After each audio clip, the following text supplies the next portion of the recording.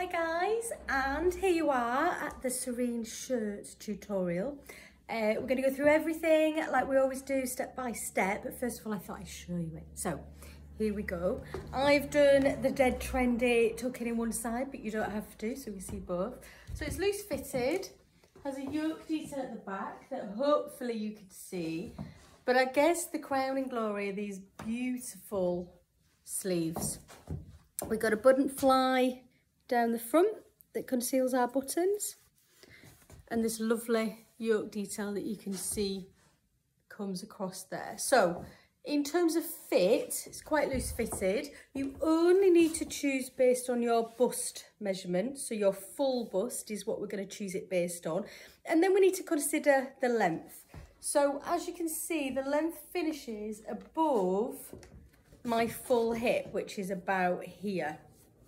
Okay, that's the most flattering location for something to finish because it gives you that illusion, well, not illusion actually, it accentuates, if I took this side in, it accentuates the thin part of your body, which is your waist. So you shouldn't have to, other than changing the length, you shouldn't have to mess about too much with any of the fit when it comes to the waist, because you are so much bigger at the bottom there.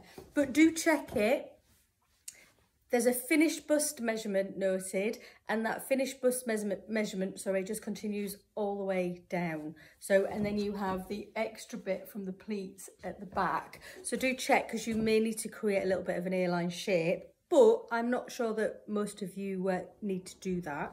What the other people need to do is to check this length. So in the instructions, you'll find a nape, which is the bony bit here, to natural waist. So remember, I always talk about your natural waist, which is quite high, and you can check that dimension for what this is drafted for, and then you can compare it to your actual measurement and see if you need to make any adjustments. Any adjustments are made on the cut line, which is about here on the pattern, and the reason it's here is because then you don't lose this detail at the bottom. Okay, so you can just simply cut the pattern front and back across this location and either increase or decrease at that point. Okay, so shall we get going? The first thing I'm going to talk about is some of the cutting layout intricacies. It's quite a different layout maybe for some people, and that's because we've tried to be as economic as possible with the length of fabric. So that means that some pattern pieces are cut out with the wrong sides of the fabric and the right sides of the fabric. Sometimes it's folded, sometimes it's a single layer, sometimes the pattern piece is the opposite way round, so the print faces the fabric rather than facing you. So my first point is really take note of all of the written information on your cutting layouts, because if we go wrong there, then we're never going to get the shirt. So really pay some attention at that point. So things to look out for is which way around your fabric should be facing. So if it's folded, is it right sides together? And if it's a single layer, is the right side facing up or is the right side facing down towards the table? Once you've decided that you've got your fabric correct, then do exactly the same exercise with each pattern piece. So I'm really stressing that, guys. Can be a complicated layout because we're using as little fabric as possible, so it takes some thinking about. So please don't go wrong at the first hurdle. Spend some time.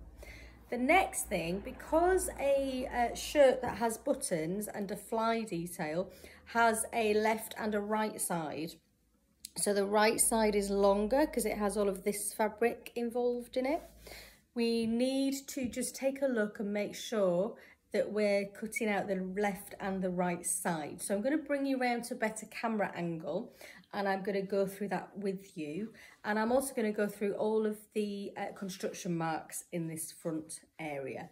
The rest of the construction marks are just simply notches, which I think you'll be absolutely fine with. Just make sure you look for them all. But we're just going to spend some time on this fly detail.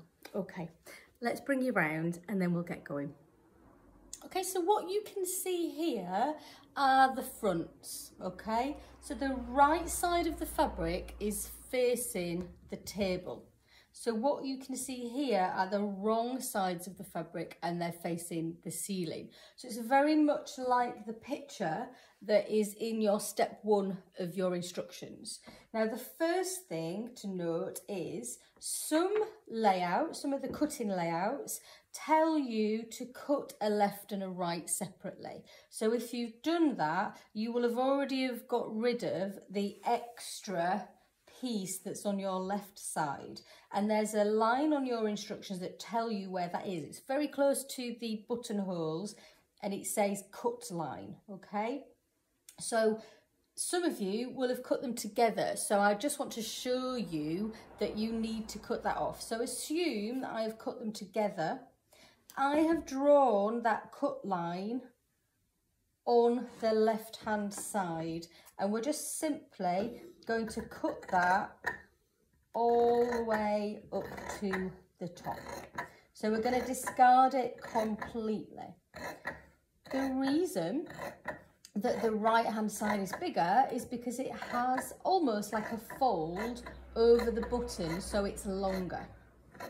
Okay, so I can get rid of that from that left hand side completely. So now we have our left and our right, and again that completely depends on how you cut it out. So let's focus first of all on our left hand side. That's the side that's going to have the buttons, and I want to make sure that you have put all of the marks on there and that they're in the right place. So on the left hand side you will have one remaining fold line left. Now if I hold that up, I'm hoping you can see.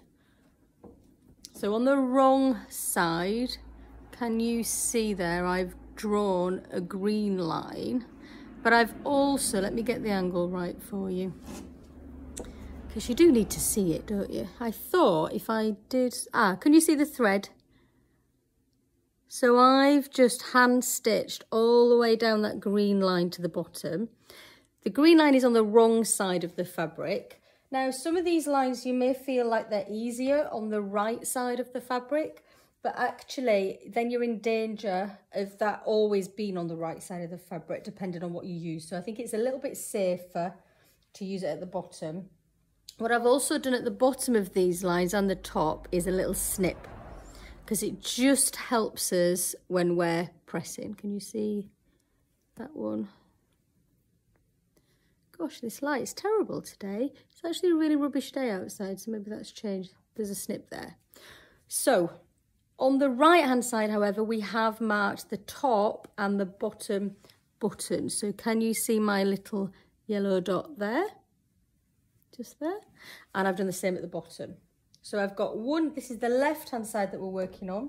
I've got one fold line that runs from top to bottom. I've got a little snip at the top of each, and I've drawn a line between, or I've hand stitched a line between. Then on the correct side, I have the top and bottom button marked. And then on the back again, I have my dart marked.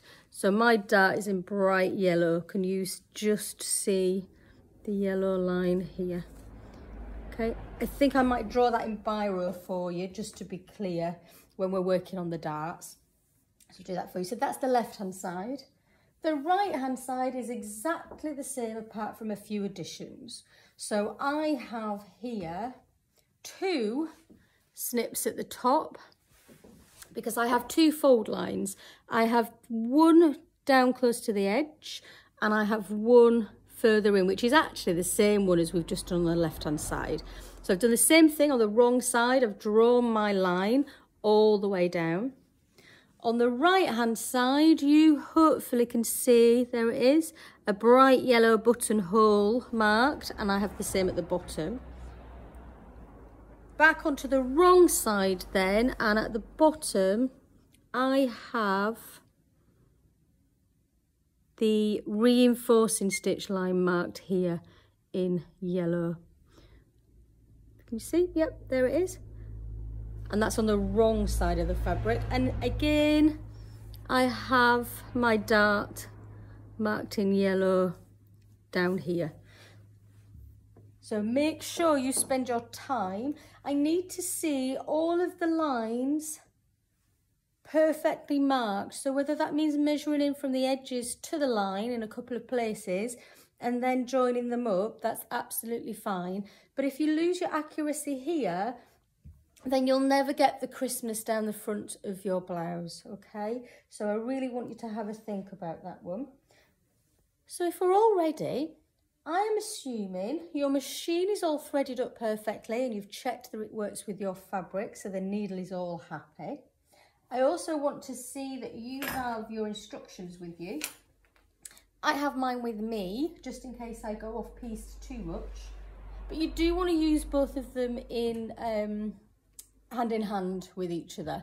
There'll be things as I'm sewing that I happen to mention that may not be in the instructions, and vice versa. So please read each step and listen to me go on a little bit.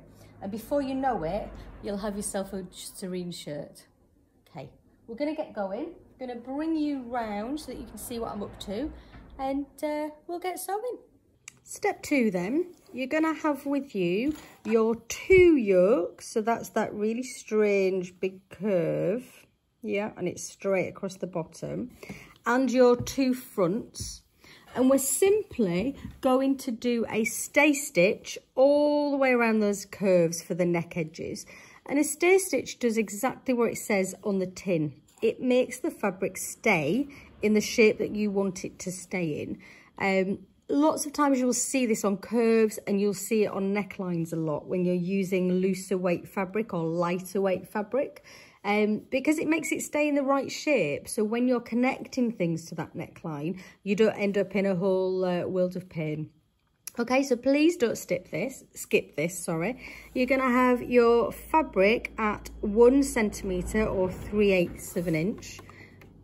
And you're just stitching through one layer. So let me just show you. This is just one layer of the yoke, and this is the big old curve. And we're simply going to stitch. We're not going to do anything more exciting.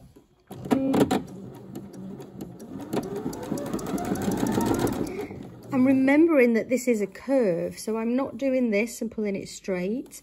I'm allowing that fabric to be the shape that I cut it.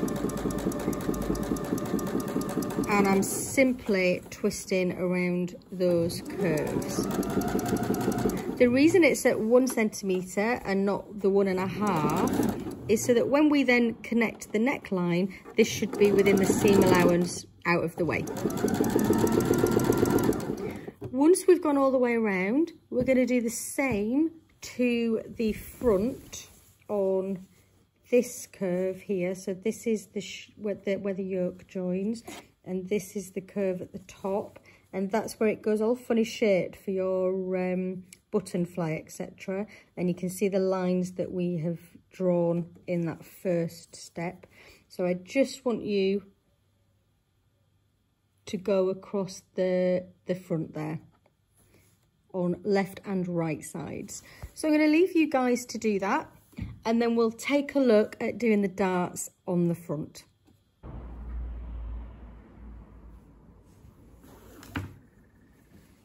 So that's our stay stitching done. So you should have your yoke pieces stay stitched all the way around, to here, all the way around, and 2 of those. And then you should have your left and right front stitched here in this curved section.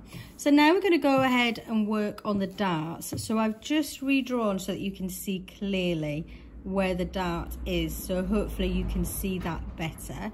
Now you have a dart on each of the left and right front, so I've just picked up one of them. It doesn't matter which one that you do first. So the art of a dart is all in the pinning.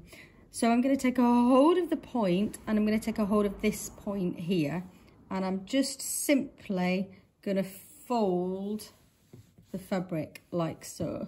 Now that may not be perfect, but it gives us a fighting chance to start. So we're going to take a pin, and we're going to put a pin right on the crease where that dart finishes. Okay, so hopefully you can see that. Then I'm going to take another pin, and I'm going to just gonna flatten that out, and I'm gonna match at this end, and I'm gonna put a pin in on the line that we drew all the way through to the back, and then I'm bringing it back on the line. So can you see that that pin is on the line that I drew? Then I can check whether that's in the right place on the back, and you can see I'm slightly off there.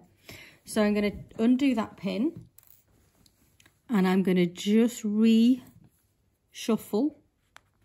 and put the pin back in and check. Okay, so you can see on this side I'm on the line, and if I flip over I'm on the line this side.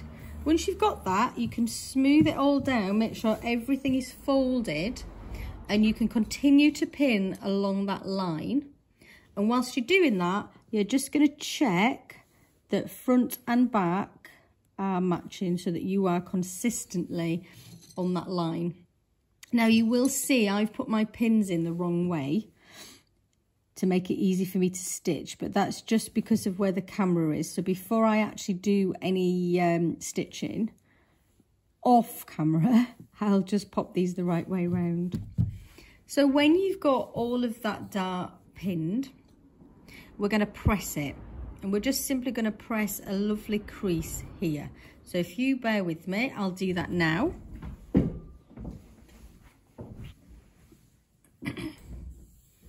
Okay, so can you see how lovely and flat this now is because we've pressed it? What that does is it means it's easier for you to stitch. So I'm going to bring you round and show you how to stitch. Now, some people are scared of darts, but all a dart is a straight line of sewing, guys, and you've done that before. So don't worry about it if this is a new technique to you. I'm with you every step of the way, but I'm absolutely sure you can stitch one straight line of stitching. Okay, let's go round so you get a better view, and we'll do that together. I've reorientated my pins so that they were on the right side of the fabric, so that the bulk of the blouse, shirt, can be out of the way here. And this is the crisp edge that we ironed. So if I lift that up, we're aiming for this pin here. So we're just going to stitch that blue line all the way to there. So we've set the machine up so we are precisely on that blue line. We're going to do our back stitch as always, and then we're simply going to stitch along that blue line. So we're going nice and steady. You can go as slow as you want to go. It doesn't matter how fast you finish a project, it matters how accurate it is. So if you need to go slow to be accurate, that's absolutely fine. We're going to keep stitching until we are close to the actual point. So we're nice and steady. So you can see that point there. So when we're about 5/8 of an inch, 1.5 centimetres, or a finger's width helps, away from that point, we're going to stop. And we're going to turn our stitch length down from a 2.5 to a 1.5. And we're going to keep stitching. When we're half that distance again, we're going to turn our stitch length down to 1. And we're going to stitch all the way off the fabric. Now, it's important to note at this point, if you are coming down and you feel like you're going to miss this precise point here, then what I want you to do is not to suddenly come down and then change direction so that you hit the correct point. Because if you do that, you'll get a really weird shaped dart in the worst place possible. So we'll be all walking around with Madonna boobs. But then again, maybe that fashion's going to come back. So maybe that's the look that you're after. But if you're going to miss it by, I don't know, 0.5 centimetre, 1/4 of an inch, just go with the line that you're already on. As in, just keep that smooth line coming down, and okay, you'll hit a little bit further on, but it won't be as awkward. So I've turned down to 1.5. I'm still on that blue line. I'm now switching down to 1, and I'm going to stitch all the way off the fabric. What that means is I don't have to do a back stitch and create bulk at that point. So let me cut, and then you can see where we are. So you can see we've come down that blue line, we've got smaller stitches here, and then we've stitched all the way off. And that process of coming all the way off actually knots these two threads. So you shouldn't have any problem with that. We now need to press this dart crisply. I'm going to let you do your other dart in exactly the same manner, and then I'll meet you with both of your darts at the ironing board, and we'll show you how to press them really crisply. So this is the dart that you have just stitched. I just wanted to know as well, if you're not accurate here at the end, so imagine if we stitched it a bit further, can you see that we're shortening this length of the side seam? And equally, if we were a bit shorter up here, we've lengthened it. So really be accurate with your pinning, because otherwise this side seam, when you get further on, won't match either. So it's all about accuracy when you're sewing. Repin, unpin, unpick, whatever you need to do to get it as accurate as you can be. But we're only here to press this dart, so let's get on with it. So the first thing we're going to do is we're going to press that dart up, and then we're going to press it back down. And what you should find is that the edges match. So when it's up, can you see that your seam comes down and all the way out and then back in? But when you press it down, that side seam all matches beautifully. The reason we do it in two directions is just to give it a really crisp dart to it. I'm going to turn it now onto the right side, and you'll be able to see then what we're actually creating with the dart. So can you see that the fabric bumps up here? And that's the pocket that it's produced by darting for your bust. So we're going to press from this side as well. And when we get to this bit, we're just going to pull the fabric out and do a circle motion with the iron. Just right to get right into that tip. Now I'm going to lift this up so you can see, or maybe not see. Can you actually see where the dart is? Okay, it's there. Can you see how beautifully that's pressed into the point? That's what I want to see from you. I'm going to grab my other one so that I can show you what an unpressed dart looks like and why it's important to press your project as you go along. So can you see that's the unpressed dart, and it's all bumpy and lumpy, and it looks homemade. Now I want your projects to look handmade, not homemade, and the only way to do that is to press. I want to see you pressing after every seam. Get into that habit of pressing after every seam.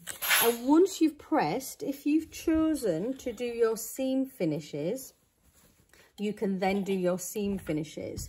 Now, I haven't been explicit in the instructions as to when to finish your seams, because that is a choice.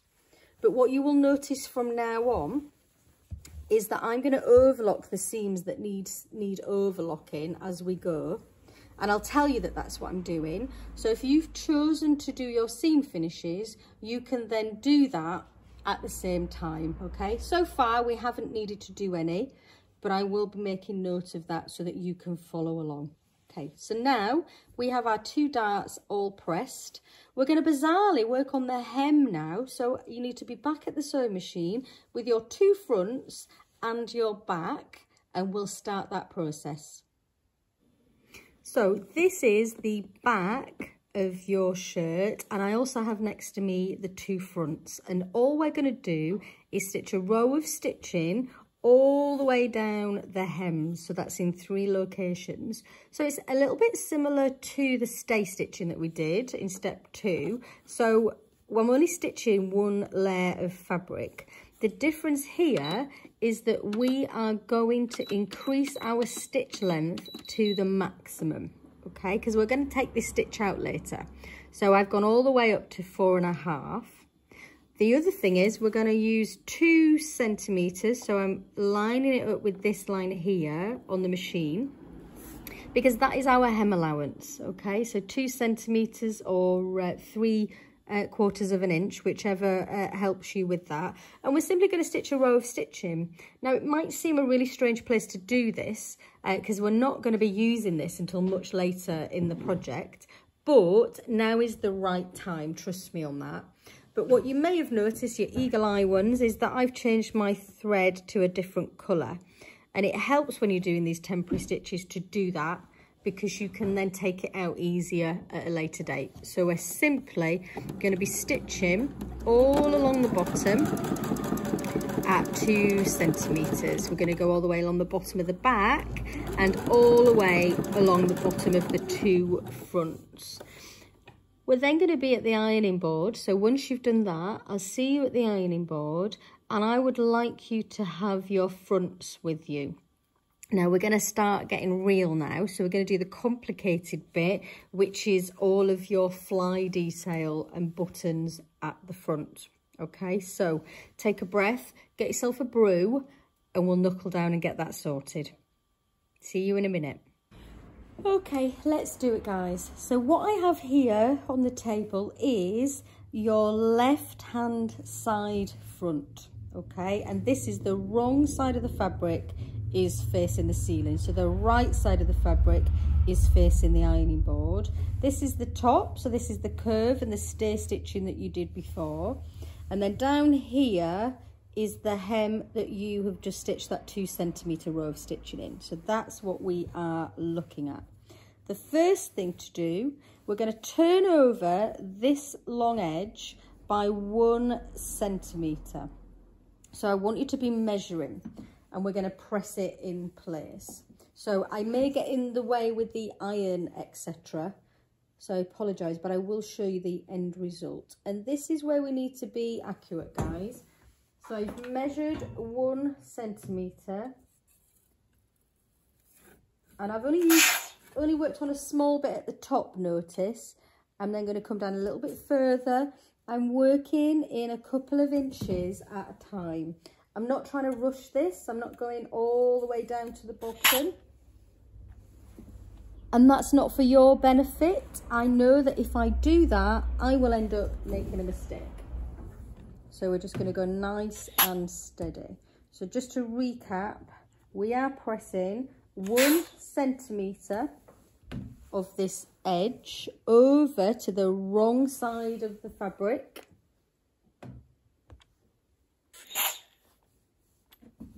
Ready for our next step.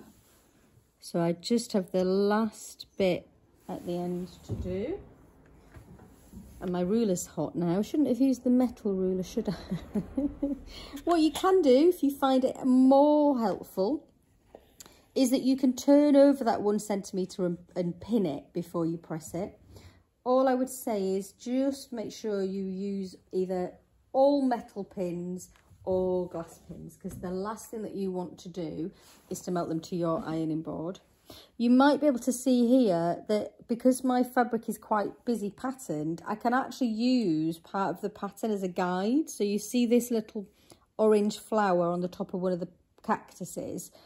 That's kind of telling me that I'm about right. When I've done that, I'm going to then take this edge and I'm going to fold it over again. And I'm going to fold it over on that fold line that we have drawn here. So you may not be able to see it, but do you remember we had a line drawn here? Mine's actually stitched also, and there's a little snip at the top and bottom which will help you. So you're going to take it all the way over and you're going to press that again in place. So I think doing the stitching is a really good idea because I can see that my stitching is right on that fold. So I would recommend that you do stitch it. There we go. So I can match that stitching top and bottom. And then I'm just gently making sure everything is in the right place as I press all the way up to the top. Okay. Again, because I have a pattern, I can kind of have a look at these orange flowers again to know that I'm somewhere in the right direction. I can also check that I can see my stitching. If you didn't do the stitching, you can fold it back and just see, is that pressed beautifully on the line that you drew. So what we have is 1 centimetre over, then we did it onto the fold line, and it looks beautiful just like that. Now the next step, I'm just going to check you can see this in the camera. I'm going to pull that all the way up, and I'm looking at the bottom section here. I'm going to take a hold of this and I'm going to fold it back over on itself so that I have wrong sides of the fabric facing, and I'm just going to pop a pin. I'll put the pin in and then I'll show you up close, guys. So what I did was I unfolded what I just pressed and made it so that it was right sides together here. And then I've just put a pin across the bottom. So that pin is making sure that this 1 centimetre is still pressed over this way and everything else is nice and crisp. So let me do it in front of the camera to show you. So let's put it back beautifully how we had pressed it. So that's how we pressed it. So this is the right side of the fabric. I'm going to take this bottom edge, fold it all the way back on itself. So I'm making sure it's right on that fold again in the reverse. And then I'm going to put a pin actually on top of where I did this stitching on the hem. So I have the little bit of the 1 centimetre is still pressed in that direction, and I can see the right side of it, and then I can see the wrong side of the rest. Now we're just simply going to stitch across here. So from this fold to the edge, I'll show you on the sewing machine exactly how we do that. So we're at the sewing machine, and this is what we've just refolded, okay? And that's the pin that we put in. So we're simply going to stitch, and I'm right on top of that stitching, that baste stitch that I did along the hem, but I'm back down. I've reset my stitch length to a regular 2.5, and I'm simply going to stitch that in place. Okay, so backwards, forwards, take the pin all the way across, right to the edge, and then our back stitch.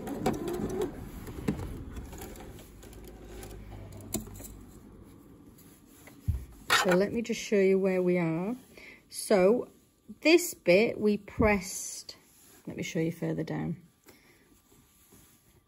This is the bit that we pressed over to the wrong side. As we go further down, it's swapped over to this side, and we've just stitched, get you in the light, we've just stitched down there to keep everything in place.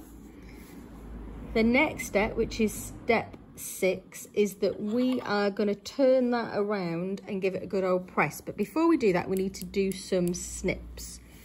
So if I turn this to an angle that looks like the picture, like that, what we're going to do is take off, let me just get rid of some of these loose threads. We're gonna snip, if I push that up a bit, across here, just to take away that excess in the corner. Let me hold that up. So you can see there, I've just snipped across there. We're then gonna go through just the top layer here. So I'm not going through the bottom, just the top layer, and get rid of that bit. Like so. Just makes it easier to turn it around. So what we can do then is to push this out in this direction. Just going to roll it just to help us get that really crisp corner. I'm just going to use the scissors just to gently push that corner. So let me show you what we end up with. So this is the wrong side of the fabric and the bit that we'd pressed over. Because we've turned it, we end up with this lovely little detail now at the end.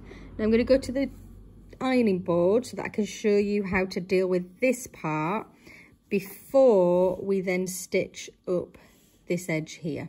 So back to the good old ironing board. So really going to focus on this corner detail now that we've been working on.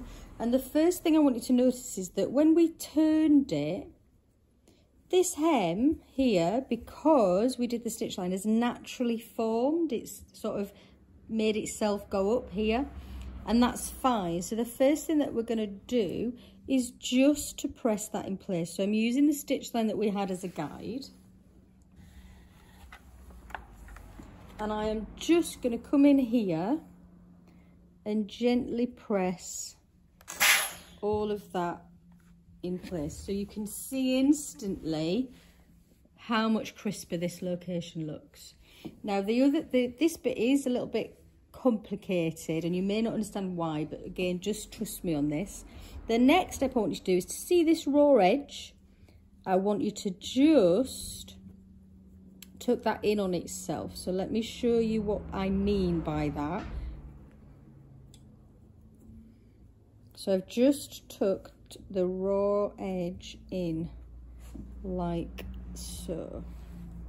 Can you see there's no raw edge here? And I'm just going to press. Again, steam's your friend. As soon as you can press something, get it pressed. Now I'm not bothered what happens all the way here. I'm only interested in this bit for the moment because our next step is to stitch here. And if we don't tuck that in at this point, we're never going to be able to go back and do it. So I'm just worried about what happens here. Then I just want you to pop some pins all the way up this edge. Let me show you where. Can you see where that pin is? Can you see how close it is to this edge? Kind of a couple of mil, that's all. And I want you to continue that all the way up that edge so that this edge is kept in place, ready for our stitching. Now, one last step that I need to do before I do that stitch line is to remove that stitch that I had in the fold line. So can you see there? So I'm just going to take a hold of it because I didn't do any, it was hand stitched. I should be able to just pull that all the way out of the way. And it leaves us all crisp and perfect. So you keep pinning and then I'll meet you back at the sewing machine. So here we are. This is the bit that we had folded over and this is the edge that we want to stitch in place. So there's no point stitching it anywhere over here because this bit's going to unfold. So always think, what am I actually trying to keep in place? And the bit you're trying to keep in place is this edge. So we're going to stitch close to that edge. I have a 3.5 stitch length because this is going to be visible, okay? This is creating the plaque for your buttons. So when you're ready, we're going to do a back stitch. And then we're going to stitch all the way down that edge so that it looks nice and crisp and beautiful. So you'll notice that that is everything that we need to do on the left side for the moment. So I want you to take a hold of your right front and we'll work on the fly detail. So some of it will be familiar because it kind of is a repeat in some sections as to what we've just done, but there are a few differences. So if you take a hold of your right hand side front, which is the bigger of the two, we'll get going with that one. So what you're looking at here is the right hand side front, and we're down by the hem where we did our base stitch earlier, and you should have this mark here, which is the reinforcing stitch. Now, the reason it's reinforced is that at some point in the near future, we're going to cut really close to this point here. And if we don't reinforce the fabric, that cut can continue and fray. So it's important that we do this. And what we're going to use is a stitch length, of 1.5.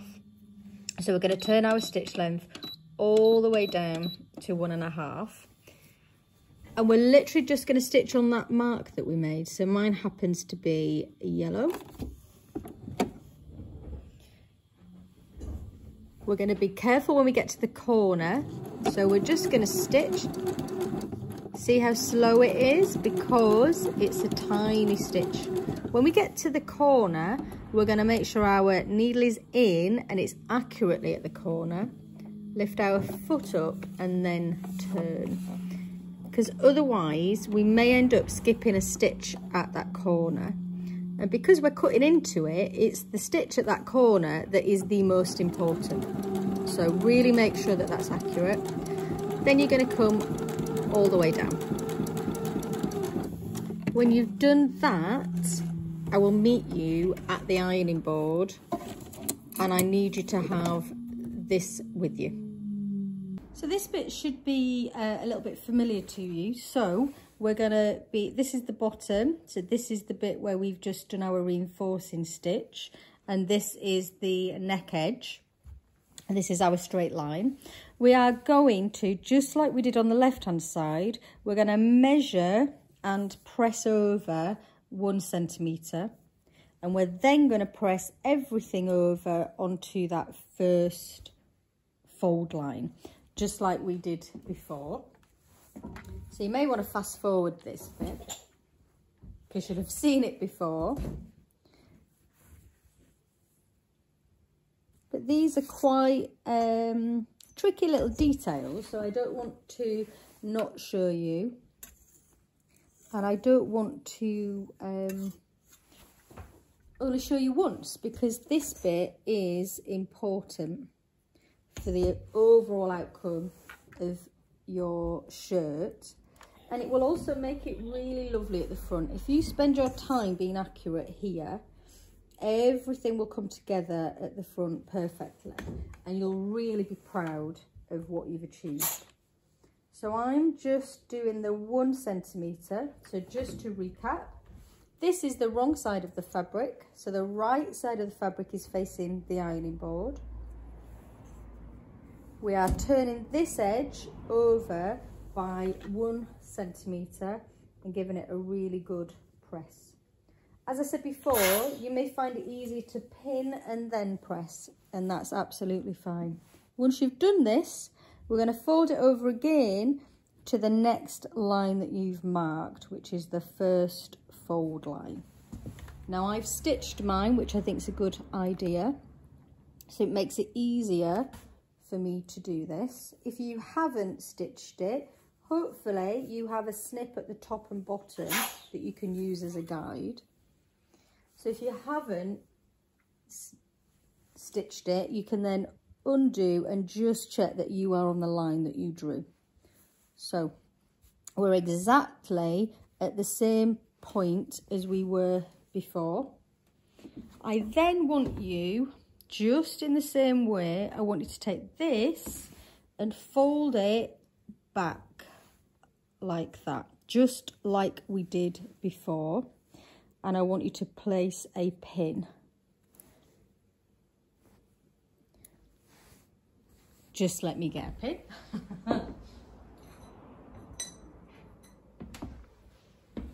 Sorry, so I want you to fold it back on itself, and I want you to place a pin. And what you'll notice in a second when I show you is that the pin actually coincides with this reinforcing stitch that I did on this yellow line. So we're going to go back to the sewing machine, and we're going to stitch across that yellow line. So I'll meet you there and we'll do it together. Okay, so you can see that yellow line still and this reinforcing stitch here. So I'm going to simply stitch across the same line, but I'm back to my 2.5 stitch length here. I'm not at the 1.5. I'm going to do our back stitch as always, and I'm going to stitch across to the edge. So it's exactly the same detail as we did on the left hand side, but we're doing this just a little bit further up. That's all we're doing. It's exactly the same process. So again, we have a few little snips to make. So if I just turn this around so that you can see how we're going to snip this side, I'm just going to... Okay, so the cutting, sorry. So this is where we stitched across here that was on top of the reinforcing stitch. I then want you to cut right into that corner like that. And so not through the reinforcing stitch, just right into that corner. And what you should be able to do is just release that front. So that's what you have. Then I want you to just cut up here. So we're leaving like a 1 centimetre here that we can use. And then I just want you to cut across here. So you have a cut right into that reinforcing stitch, but not beyond it. We've got 1 centimetre past the reinforcing stitch here, and we've just trimmed this bit. What that allows us to do, just like it did before, is to turn that around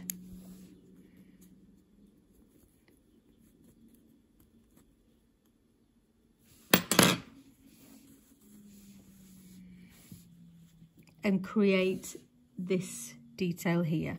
So we can give this a good press, and just like before, we're going to pin up this edge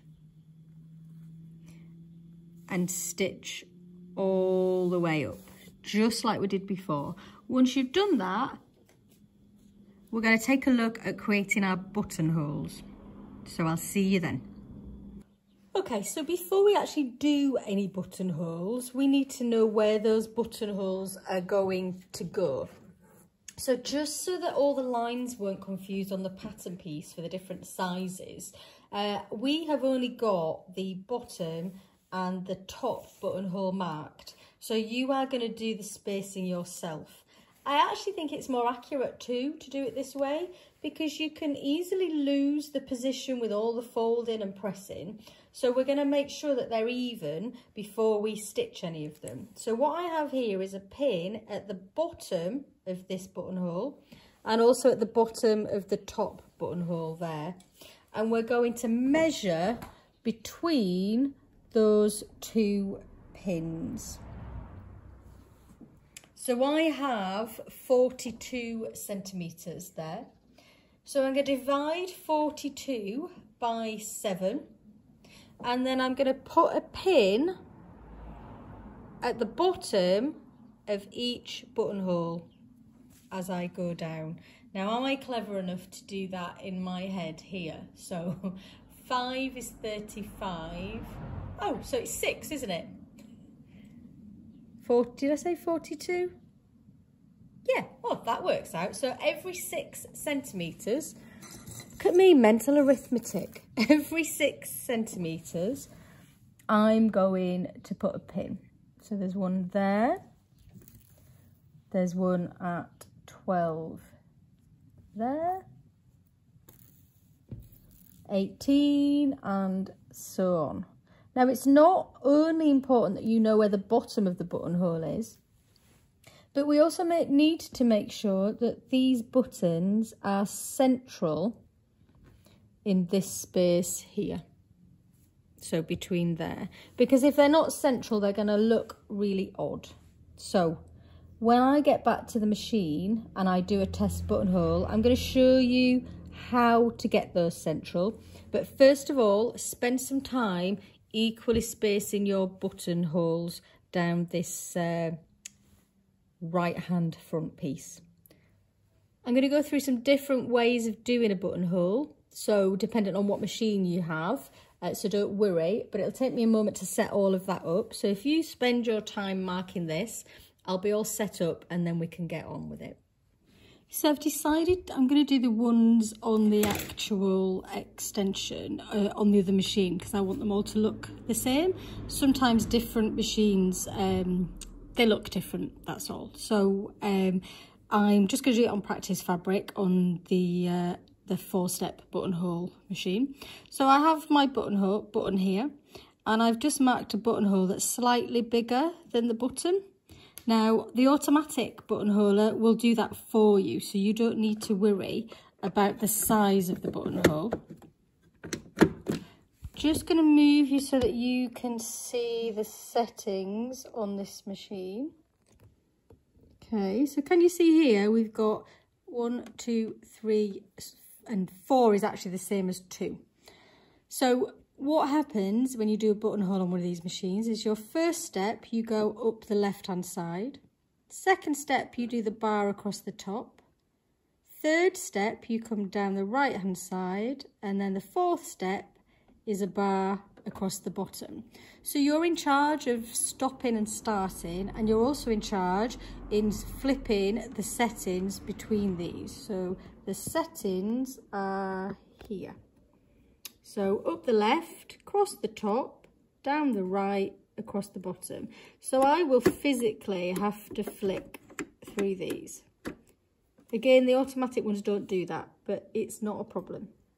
The other thing to notice is on this style, this is where you want your stitch length to be. I always think that looks like a buttonhole, whether it's supposed to or not, I'm not sure. But you kind of want it closer to the 0. So I've got it about halfway. And then I'm going to have to lift you up to see this. But then the actual width, I am going to set to 5. Okay. Sorry, put my attention on 4 where it should be. And that is how we're going to start. So the next thing to consider is the buttonhole foot. So this is the buttonhole foot. So as you can see, it slides, but you are in charge of it sliding. Okay. So you can't judge anything other than by eye. So can you see that there is a red dot that moves along that scale up the side? So it's up to you to see how many of those dots up you go before you go across the top, and then you can judge how far to go down before you stop at the bottom. So you are in charge of that when you use these types of machine. So we're going to pop our foot in, and we're going to line up. I'm going to show you in a second, but let me line it up first. Okay. See the best way for you to see this. Can you see in there? I have lined up the red dots, and I've also lined up the needle with the bottom center of the buttonhole. And that is how we're going to begin. So I'm going to put it onto the number 1, which is to go up the left hand side. Going to go slow and steady. I'm not going to jump anything. I'm not going to try and go fast, just slow and steady. And all the time I'm looking at that marking, and when I get to the top, I'm going to stop. Okay, so nice and steady. Although I'm pressing the wrong machine foot. Okay, now we're going to go nice and steady.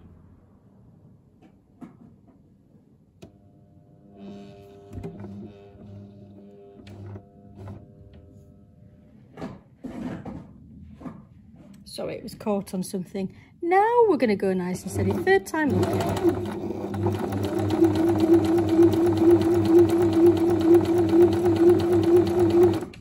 So I've seen the top. So I'm going to take my needle out, change to 2, which is going to do the bar across the top.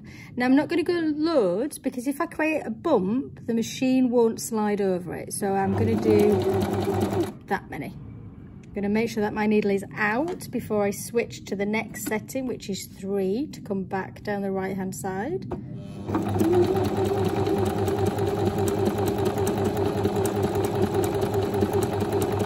And then I'm going to stop, lift out, go back to the setting for the bar, and do the bar across the bottom. Let's see what we look like.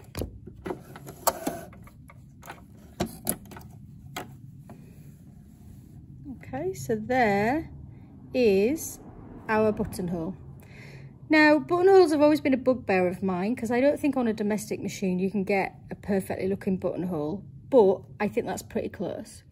A couple of tricks that you might want to think about. If you loosen your top tension, apparently that makes a big difference. Now, this machine that I'm using doesn't have one, but some have a button balancer, which means you can even out the zigzag on this side. But I actually think that is not 3 bad. The next step that you're going to do, you're going to take a pin. And this is important. I'm only going to show you on this one. Pin across, and then you need your unpicker. And you're going to go in at the bottom. I'm trying to get you in the light. In at the bottom and slide all the way up to the pin. The reason the pin is there is so that I can't go all the way and go through the top. And that is your buttonhole. You're going to have to check then that your button goes through, which it does. And can you see that it's fraying a little bit? I think that's partly the type of fabric actually that I've used because it's a linen. But you can put fray check on there. But actually it is bound by the stitching. So a couple of washes and that should disappear. But that's how you would do a buttonhole on a 4-step. Going to swap machines round and we'll do the buttons for real and we'll use our automatic buttonholer. Using the automatic buttonholer. So the first thing to notice is we can lift this and pop our button in like that. What that does is it sets these 2 pieces of plastic, or it might be metal on your machine, and when I put it on the machine, I'll show you how this works, but that's basically saying that's going to be the size of your buttonhole if you're using this button. Now, we also don't need to play with lots of other things. On this machine, I just have a button, show you, that I can press that means we're using that we're doing a buttonhole. So we don't have to change anything from that. We're happy now to go ahead and do the actual buttonholes. So I'm going to put the foot on and I'll bring you round.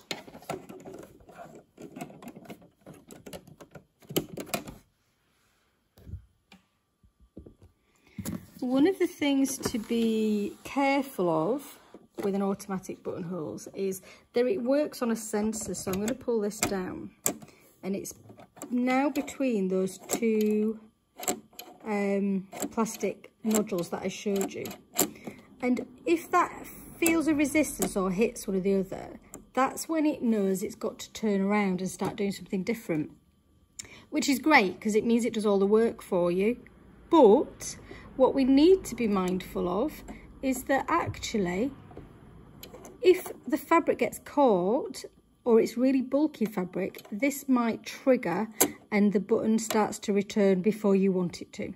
So just be mindful of that. Sorry, get you in the right angle.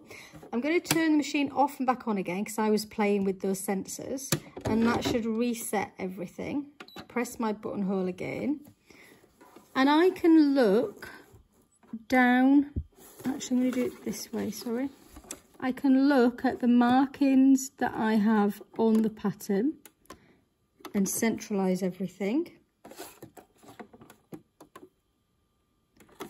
Now, I think I said on the last little clip of the other type of machine, if I didn't, apologies, but I'm going to say it again. I want you to practice a buttonhole. If it's something that's new to you, you do not want to do it on your garment first. So have a practice. You can practice the size of them. You can make sure the buttons go through them. You can practice how they feel. But we're going to do the same thing and we're going to go nice and steady. But the machine is going to do all of the work for us. So off we go. I'm going to do the bar across the bottom and then it's going to make its way up. So we need this to be freely moving, all of this fabric.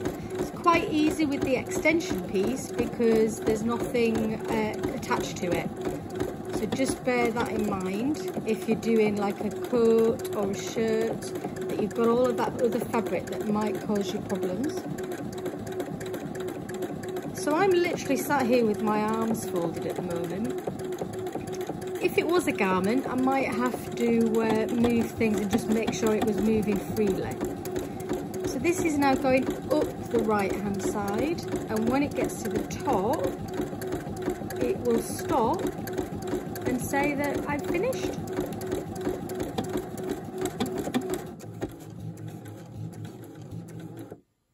Okay, and that, so I didn't have to stop, the machine stopped, I still had my foot pressed down, and that is our buttonhole. Okay, so I cheated a little bit and I used some old footage, but I thought because it was great footage, so why not? But what I wanted to show you is how I space it equally on this button stand here. So I have my automatic buttonhole here. I'm all set up with my buttoning at the back so I know which size. So I'm going to lift the foot and I'm looking down in that centre so that the pin that I have is where my needle is going to go down. And I'm more than happy with that. So I can take my pin out in a moment. But can you see I cleverly made this button stand the same size as the foot? Now, if your foot is slightly different, you just need to make sure you are equal either side. So I'm looking at this stitch line and the edge here. And that means that my buttons will be central and the pin has made sure that the buttons start in the correct location. So I'm going to start this first one. We have 8 of these to do, so it's going to take us a moment. When you have all of your 8 buttons done, come back and we'll move on to the next step. Right, well done guys. 8 buttonholes are a lot, but they're done now and they look beautiful, so well done. So we're just going to finish off this fly detail. So you can see I have pressed this little bit over onto the wrong side. So this is the wrong side of the top. So you should be able to use that reinforced stitch that's down there as a guide. And we're going to press it all the way over. You're then going to use that last line that you have, fold line, and you're going to take all of it all the way across. Okay, so just to reiterate, this is the wrong side, and we're going to take all, once we've pressed this little bit, we're going to take all of this across to the wrong side. Yep. We're then going to finish this little bit exactly like we finished the other 2 end bits. So we're going to take a hold and fold it back on itself. So this little bit is still folded up. I'm going to fold it back on itself, and the first thing we're going to do is we're going to stitch across there. So I'll see you at the sewing machine and we can do that again together.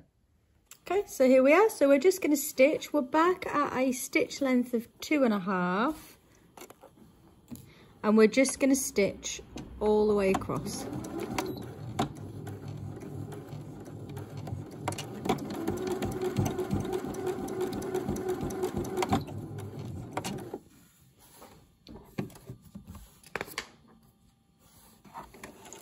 And then we're going to pull.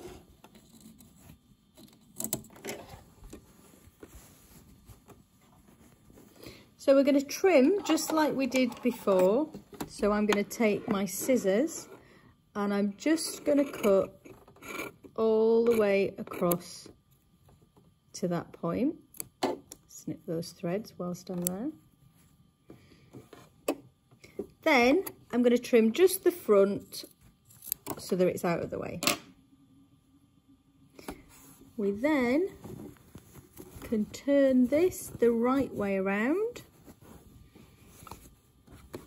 push that corner out nicely, and I'm going to go to the machine because I'm going to press this, but I'm going to do exactly like I have done before.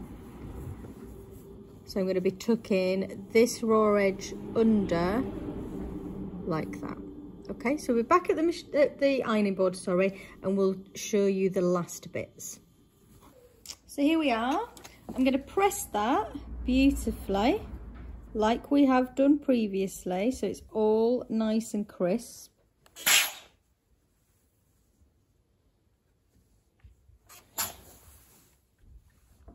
I'm going to tuck that raw edge under so that we're actually starting the hem just like we did on the other side.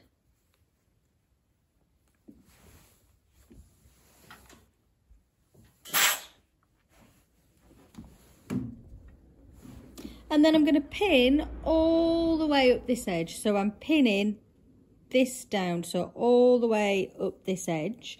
And if you meet me at the sewing machine, we'll finish off this completely. So just to recap where we are, this is the line that we pinned, this is the hem that we've tucked under, and this is the flap that we have done our buttonholes on. My machine is set at 3.5 stitch length, and we're just going to stitch all the way up here, and we're going to be on this side of that stitch line, so maybe by a couple of millimeters.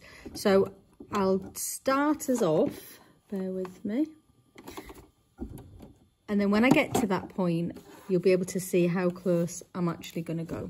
So as always, we're going to go backwards. Now this stitch is seamed, so we want to be as accurate as we can be. So can you see how close we're going to be stitching to this one? We're just to this side of it. Nice and steady all the way down. I'm going to let you go all the way down to the bottom. Remember this stitch is seamed, so be very careful and very accurate. And then I will see you at the ironing board. Okay, so this is what we've been working on. This is what we've just stitched. I now want you to take the buttonholes and press them towards the fly detail like that. When you've pressed them this side, I want you to flip it over and just give it a good old press from the front. So it's exactly the same place, we're just pressing it from the front.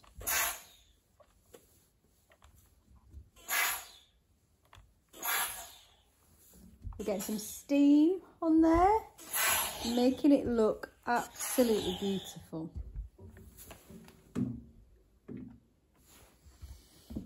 So what you are left with is the fly at the front, and then when you look behind, you have, sorry my fingers aren't working, you have your buttonholes.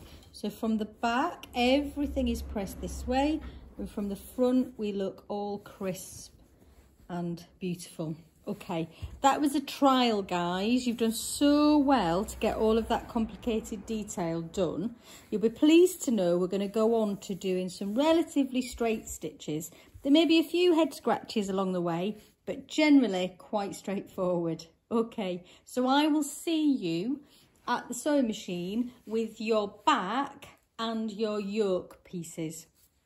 So here we are with our back. So you can see there's the curve here for the arm and the same on the other side. I want you to go to this top edge where you will find 3 notches. Can you see those 3? I want you to take each of these side ones into that central one. So very simply, we're going to do that. When you've done that, you're going to pop a pin. All the raw edges are matching. I'll bring it up close in a second so that you can see. Okay, so all of our raw edges are matching and our notches are matching. So we've just created a little pleat. We're then going to repeat on the other side, and we're going to make sure that we go right into the point where they meet each other. When you've done that, I want you just to, oh, sorry, bear with me. When you've done that, I want you to just literally pop the iron on top of them just to give you a really crisp edge, and then we're going to baste them in place. So if you bear with me, I'll do the quick press and I'll show you where to stitch. So this is literally just a quick step so that your pleat does not come undone when you're doing the next step. So here is my pleat. I'm using the edge of my foot as a guide, and I'm just going to stitch across the top. So I'm going to take the pins out as I go. The one thing I'm going to make sure is that the pleat doesn't come apart whilst I'm stitching. So I'm just going to go all the way across, take that pin out at the last moment. And it really is as simple as that. Now the next part needs a little bit of brain power. I want you to have your yokes and your back. This first part isn't too difficult, I don't think. So we're going to start with our yoke. The right side of the fabric is facing the ceiling, so I can see the right side of the fabric.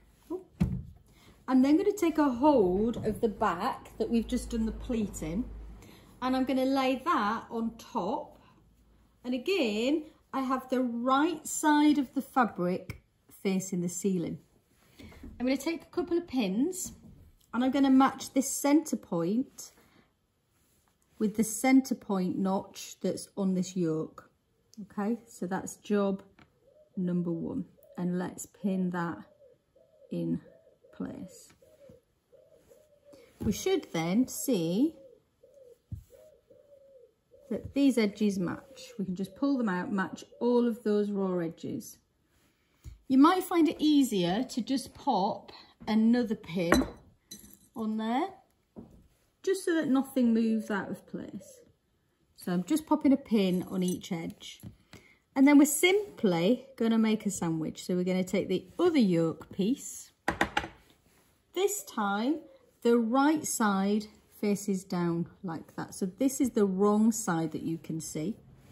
We're going to match the notches again in the center, and we're just going to move the pin that's already there so it goes through all 3 layers. We're then going to do exactly the same on each end. So we're just going to quickly remove the pin and replace it through all 3 layers.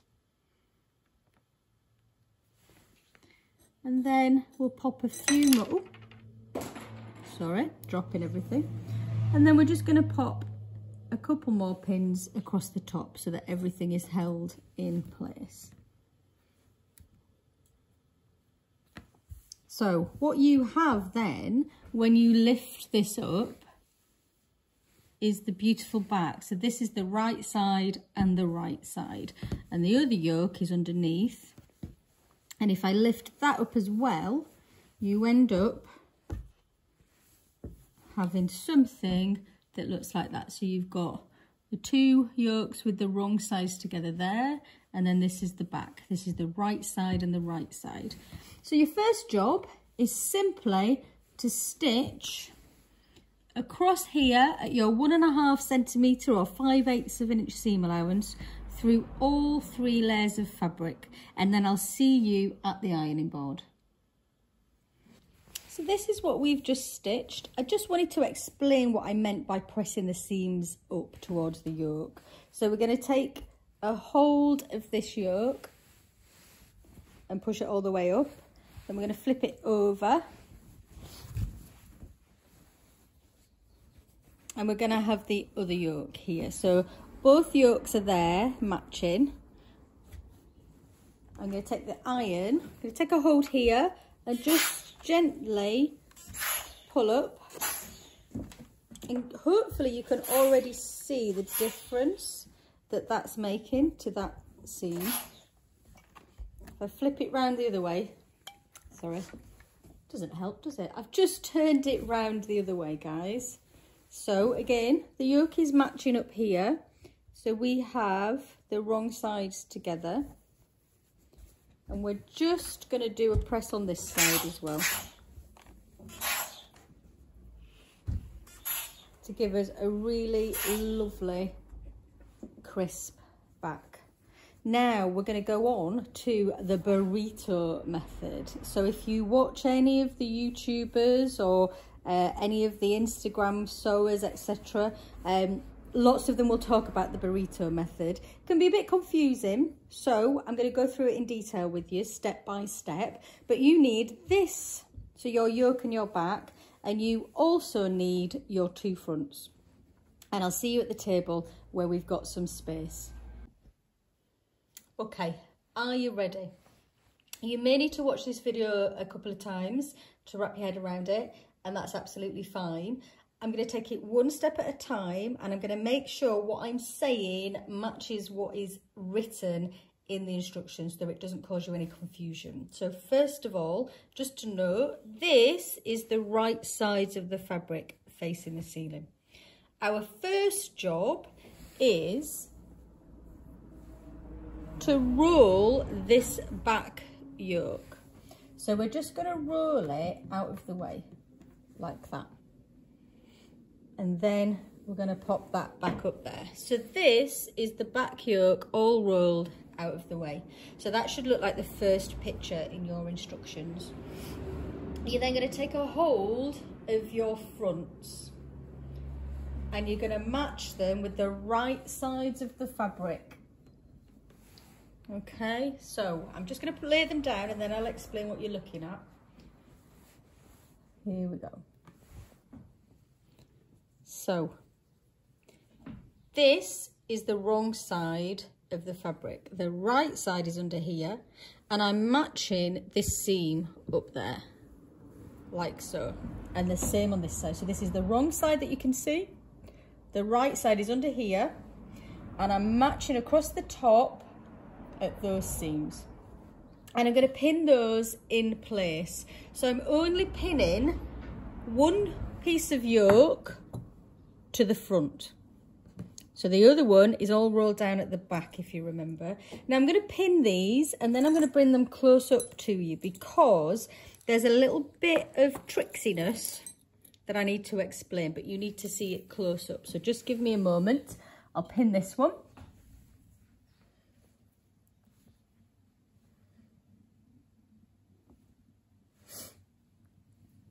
And what it is that I want to show you is that you might feel that your yoke has extra fabric at this point, but it's just geometry. So you'll end up with 2 little triangles that you're thinking, what's this about? So let me show you.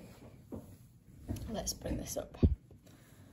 So can you see, this is the yoke, there's an extra piece there and an extra piece at the other side. Now that's just geometry. That's just what happens when you add seam allowances to like a sharp curve. What I want you to do is to pin on your stitch line. So that's your 1.5 centimeters in. And can you see that at this point where the pins are, the fabric matches? So you shouldn't have to ease anything here. You should be able to match the stitch lines rather than making this match up here. It's this point where my thumbnails are that's important. Okay, so I'm going to lay that back down because I want you to pin the other side in the same way. So let me put this back to a place that's more recognisable. So I'm going to do the same thing. I'm expecting to have those extra triangles, and you'll have that in lots of things. Anything that has a sharp curve, you will see that happen, and it does cause confusion. It causes confusions to lots of sewers, even, dare I say, old seasoned sewers get a little bit confused with that. Okay, so let me recap what we have here. You can see the wrong sides of the fronts, and they are attached to one yoke up here. Right sides together. So under here, this is the right side of the back and the right side of one yoke. The other yoke piece is under here, she says, there, is all rolled up under here, out of the way. So let me pop that back. So again, that should look similar to the picture that you have in your instructions. What I need you to do now is to roll up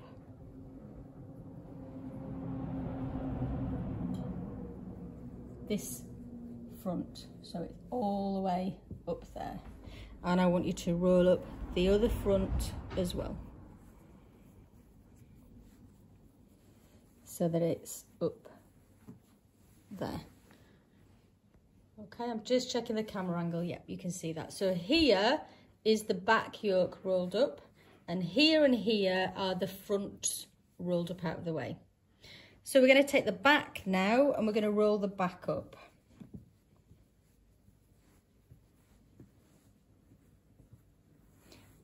To here. And at that point, we can just unroll the yoke. So this is the yoke that was rolled up at the back. I've just brought it down. And what we have is the front rolled up here, and sorry, the back rolled up here, the fronts are rolled up here. The fronts are attached to the yoke here and here, but this yoke currently is not attached to anything. So what we're going to do is we're going to take this yoke all the way over so that we can match it at that shoulder. So just like we did before, I'm just matching everything and changing the pins so that the pins are going through all three. So I'm going to show you that here on this one. So these are the fronts and backs rolled up. This is one yoke attached to the front. I'm going to take this one, go all the way over. I'm going to match all of those seams and put a pin through all three bits of fabric.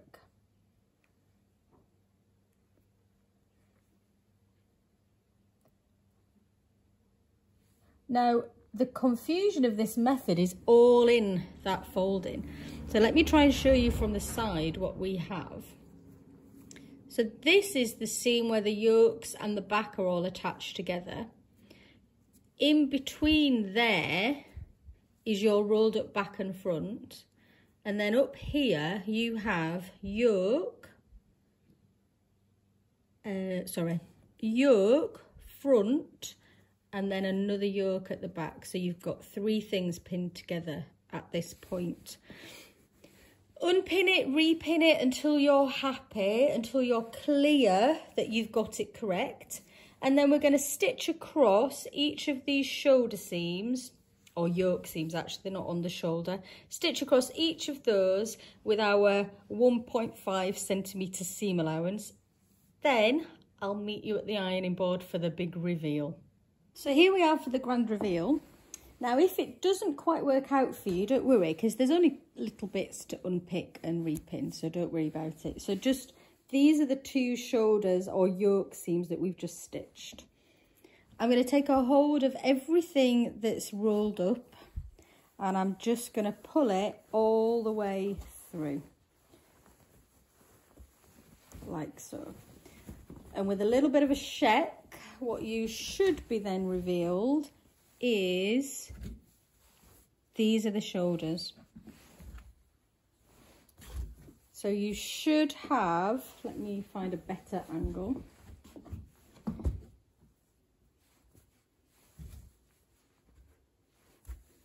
Your yoke detail. So this is the back, and then you come around and this is where the front attaches. So if that's what you've got, well done you. If you haven't, just unpick and have another go. It's well worth pinning first before you do the stitching, just so that you can get it clear in your mind. But if you have it correct, all you need to do is to give a good old press to that section, that seam that you've just stitched, just like that. I'm hoping it will become clearer here. You see the extra triangle that we were talking about? So this curve is lovely and smooth. That triangle's just the extra bit, but look where it matches, right where it should do. So you almost have your shirt, guys, you should be very proud of where you've come. It should be looking like it's coming together. So this is your neckline here with all your buttons. What we're going to do now is finish the neckline. It's easier to do this neckline before we do the side seams because we can lay it a bit flatter. So if you take a hold of your neck binding, we'll go through the next part. Actually, if I go back and read my instructions, what the instructions ask you to do, and it's a very valid thing to do, otherwise I wouldn't have put it there, would I?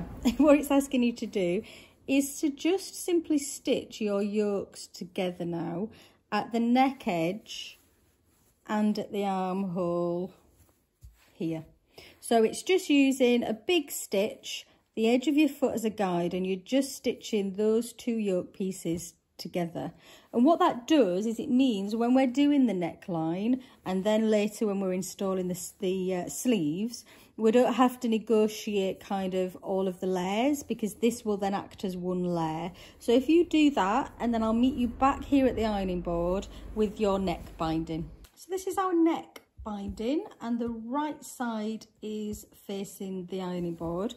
We're just going to fold it in half so that the wrong sides are facing each other, and we're just going to gently press. So we're going to be lifting the iron up and down so that we don't stretch this binding in any way. Once you've done that, we need a little bit of space and we need plenty of pins. So I will see you at the table and we'll get this pinned onto our neck edge. You're doing great, guys. There's a lot of involvement.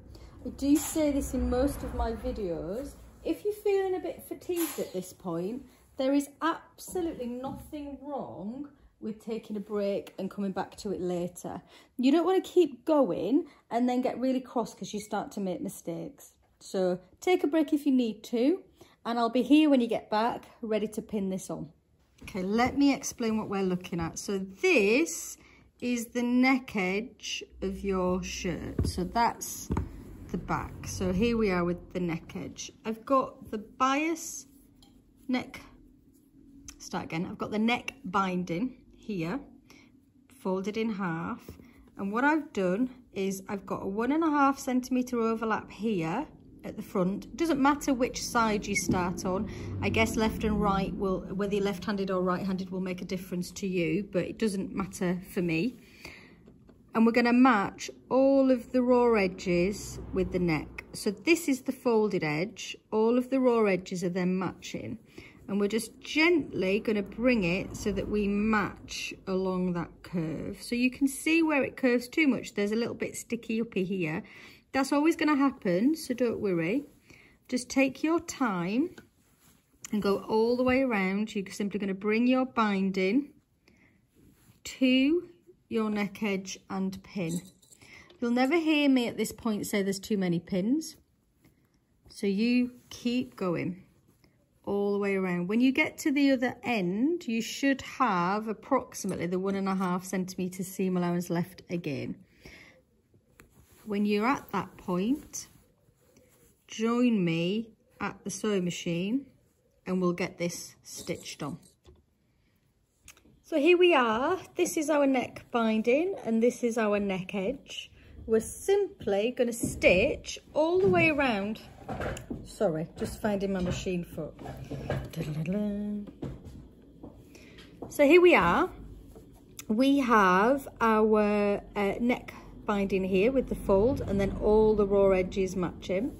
And we're going to just simply use the edge of our foot as a guide, and we're going to stitch all the way around through all of those layers. So we're going to do our back stitch as always. Take our pins out as we go, and we're going to stitch all the way around. We're going to remember, like I've said a few times, that we're stitching a curve. So we're going to let the fabric be the curve. If not, can you see if I do that, I've got all of these creases appearing. And what that means is I'm going to catch all of those little tucks in the seam, so it's not going to look nice and smooth. So I want you just to focus on creating that curve. Take your pins out at the last minute and just continue to stitch all the way around. When you've done that, I shall meet you at the ironing board. I want you to, well, I'll be at the ironing board, but you can be anywhere actually. Oh, it's getting to that part of the day, isn't it? I don't know. My words won't come very easy. Shall I start that sentence again? When you've done that, I will see you with a little bit of brave, a little bit of patience, and a pair of snips in your hand. And then we'll end up at the ironing board, but not quite yet. See you in a bit.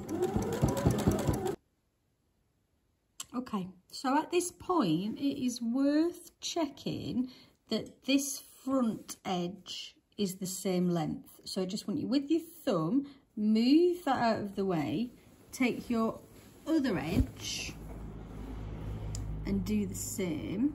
I'll just show you. So we can match them.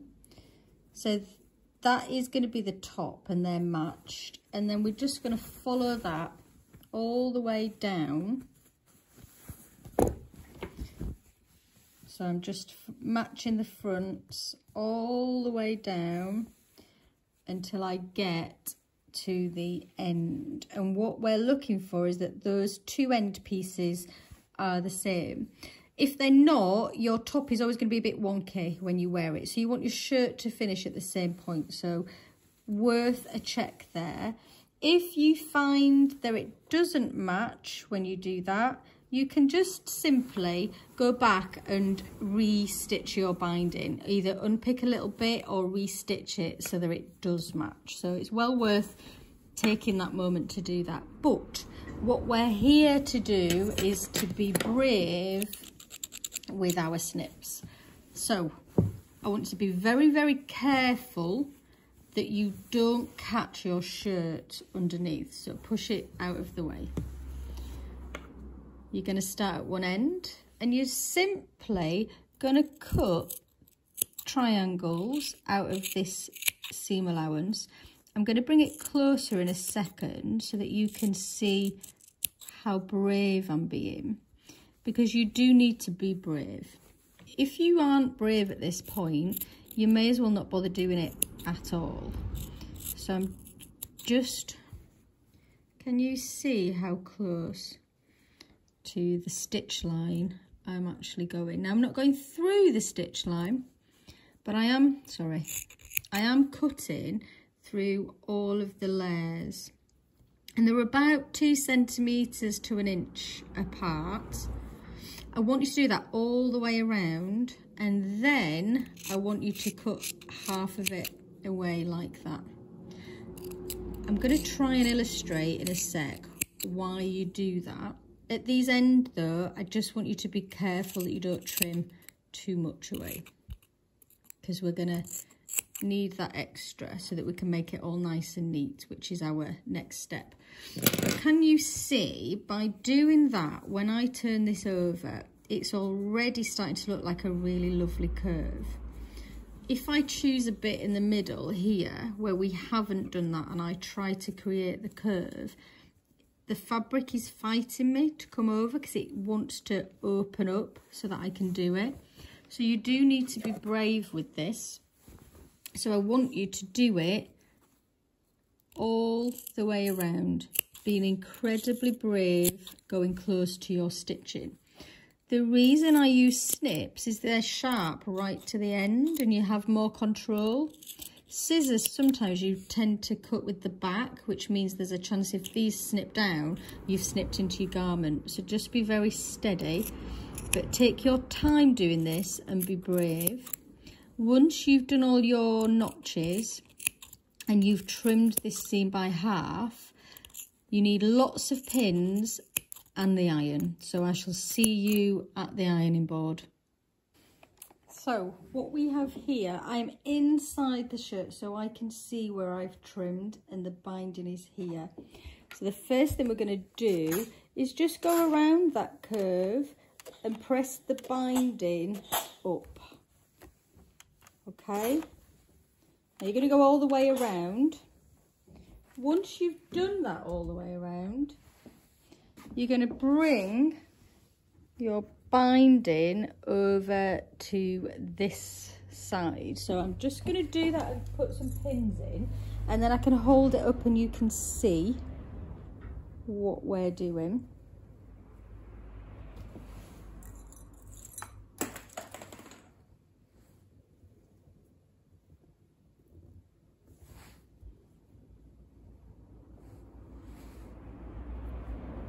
And once you brought it round, notice it's making that curve really nicely.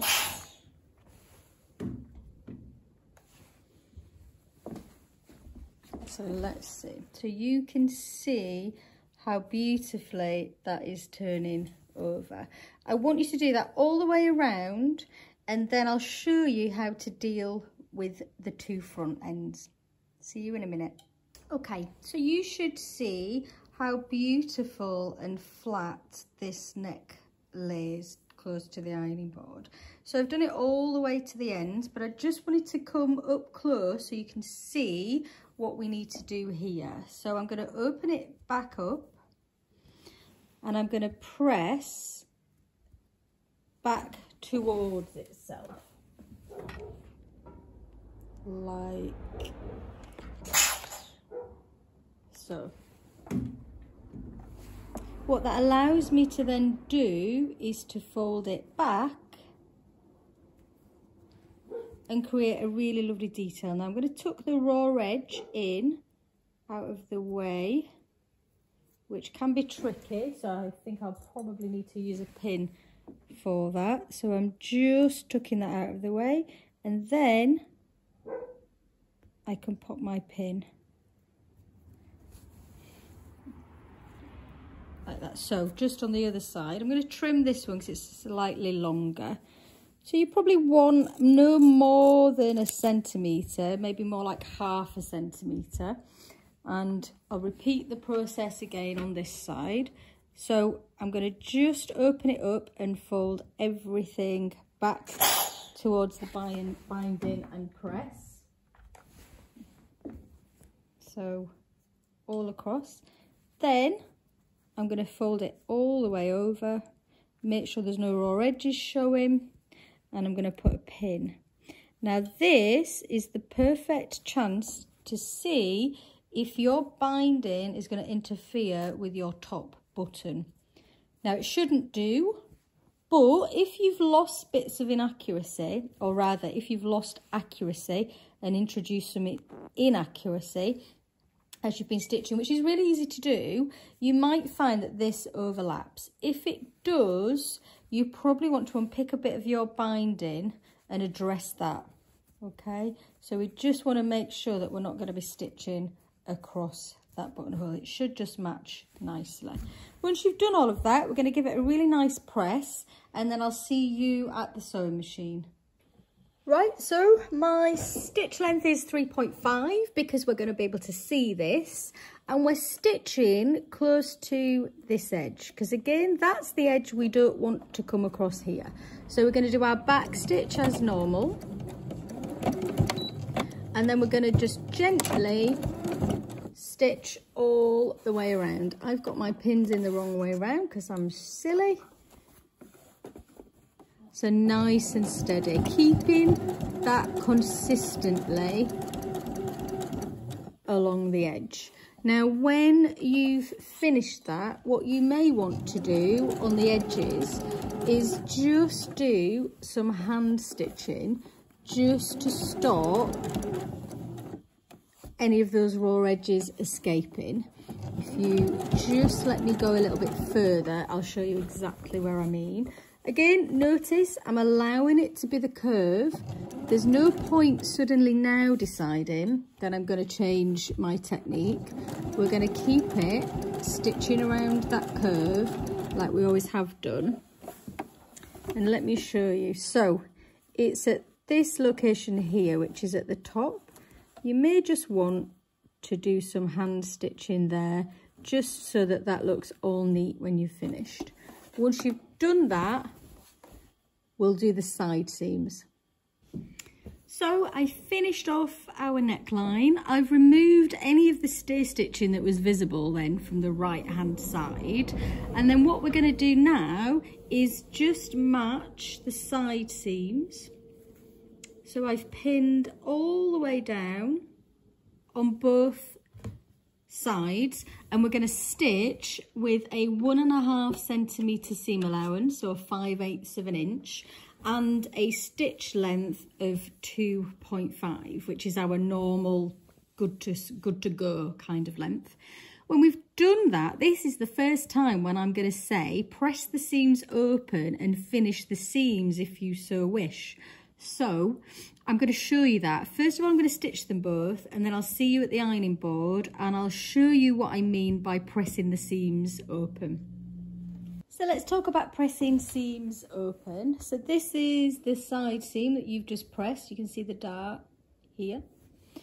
When you're pressing seams open, I want you to press in one direction and then in the other direction first.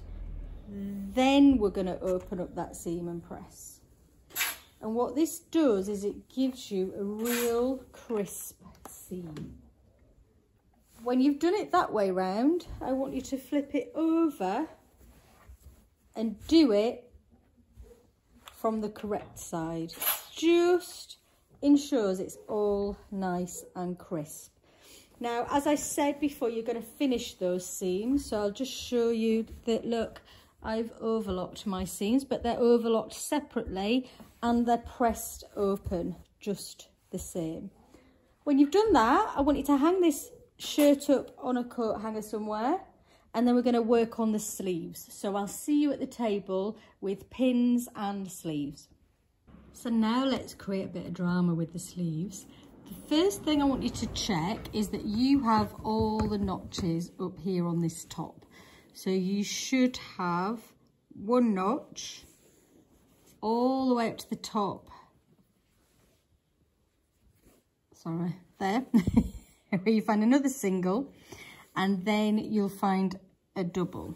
Okay, so it might be the other way around. You might go double, single, single, depends which sleeve that you have. But they are very important, so make sure that they are marked on your sleeve first.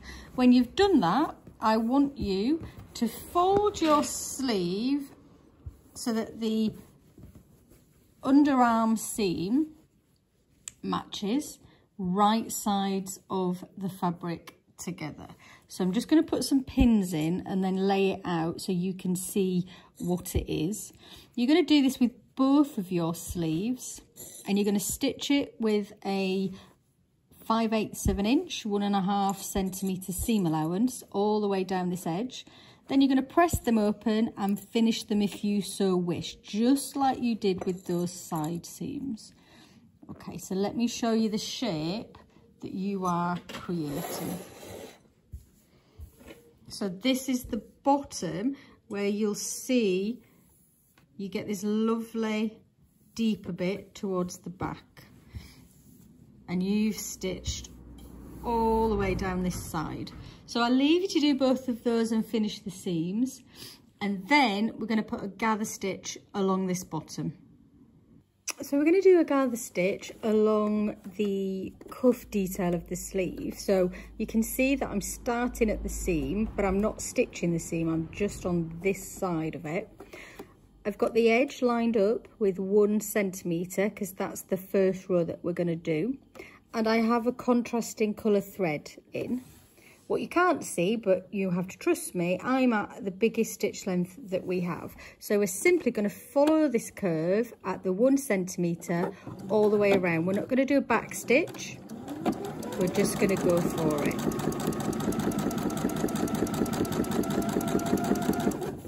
When we've done it at 1 centimetre, we're going to repeat the same thing from the same point at 2 centimetres. but I'm going to stay with you until we finish this first row, because I want to show you where we're going to finish.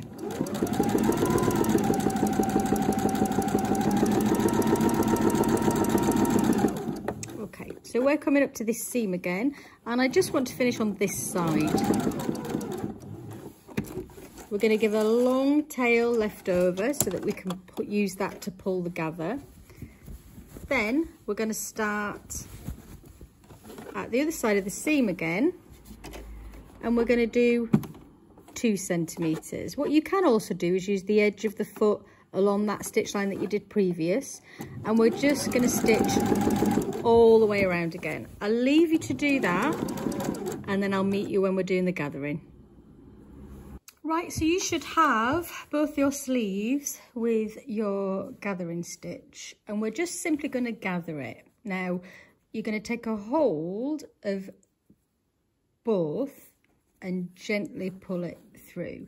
Now that gathered really easy, didn't it? Sometimes it doesn't, and what you may need to do is to take the 2 from the other side instead. But as that worked out beautifully, I think we'll continue with this side. Now, I'm not gathering it all into a massive bunch like that and then distributing it, because what happens is that the threads will snap. So you want to be doing a little bit at a time and bringing it all the way around. Now, you imagine there's quite a bit of gather to this cuff, because we don't want them to be as big as what they are, do we? So take your time and just pull. Now, we're not pulling them to anything accurate at the minute. We're just gently making sure there's some gather in all of it. So once you've done that side, sometimes it's easier to take the other side and do some from that side too, and just gently gather. Now, I want you to do this on both of them, and then we're going to take a hold of our sleeve bindings. Okay, so that's as far as I want you to gather. So if you do that to both of your sleeves, and then I want you to take a hold of your sleeve bindings. So here we go. And the first job that we have is we're going to fold it. So this is the right side. We're going to fold it right sides together so that the short edges match. I'm going to put a pin in those, and then we're going to stitch them at 1.5 centimeters for your seam allowance all the way down. You're going to do that with both of them, and then I'll see you at the ironing board. Okay, so we're on step 22 of your instructions, and I've stitched down here the short edge of the sleeve binding. As the instructions say, I'm just gonna press that seam open one way, the other way, and then all the way down the middle.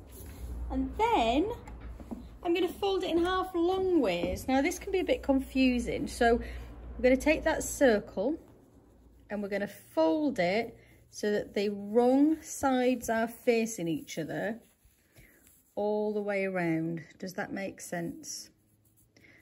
We're going to make sure that all of those edges are matching, the raw edges, and then we're going to press. So we're just kind of putting a crease up here.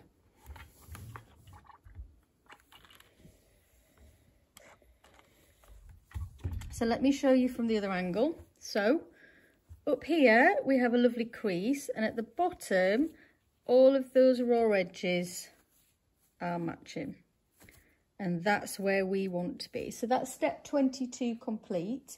We're going to move on to 23. So you need your gathered sleeves and both of your bindings. So what I have here is one of your sleeves.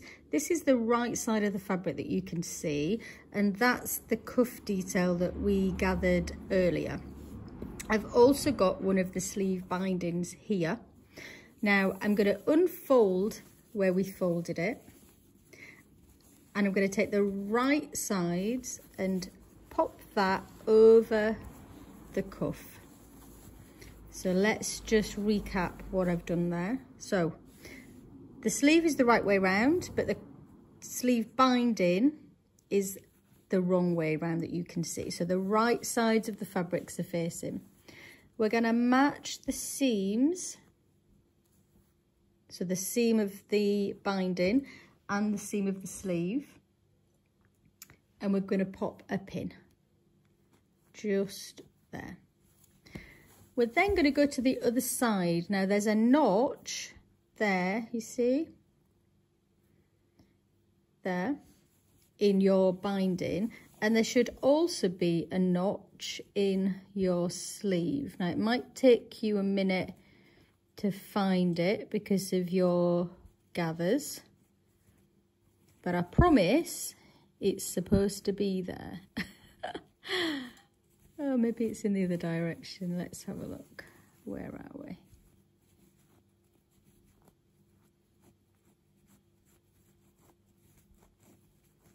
Ah, there we go. Found it.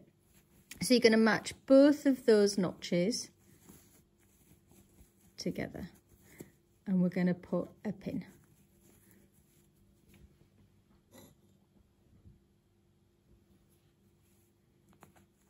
There we go. So then we have a section of the gather there between your two pins. We've got two of them. So what I want you to do is to even out the gather. You may even have to pull a little bit more gather, and that's fine. You just go to the ends and find them and give them a little bit of a pull.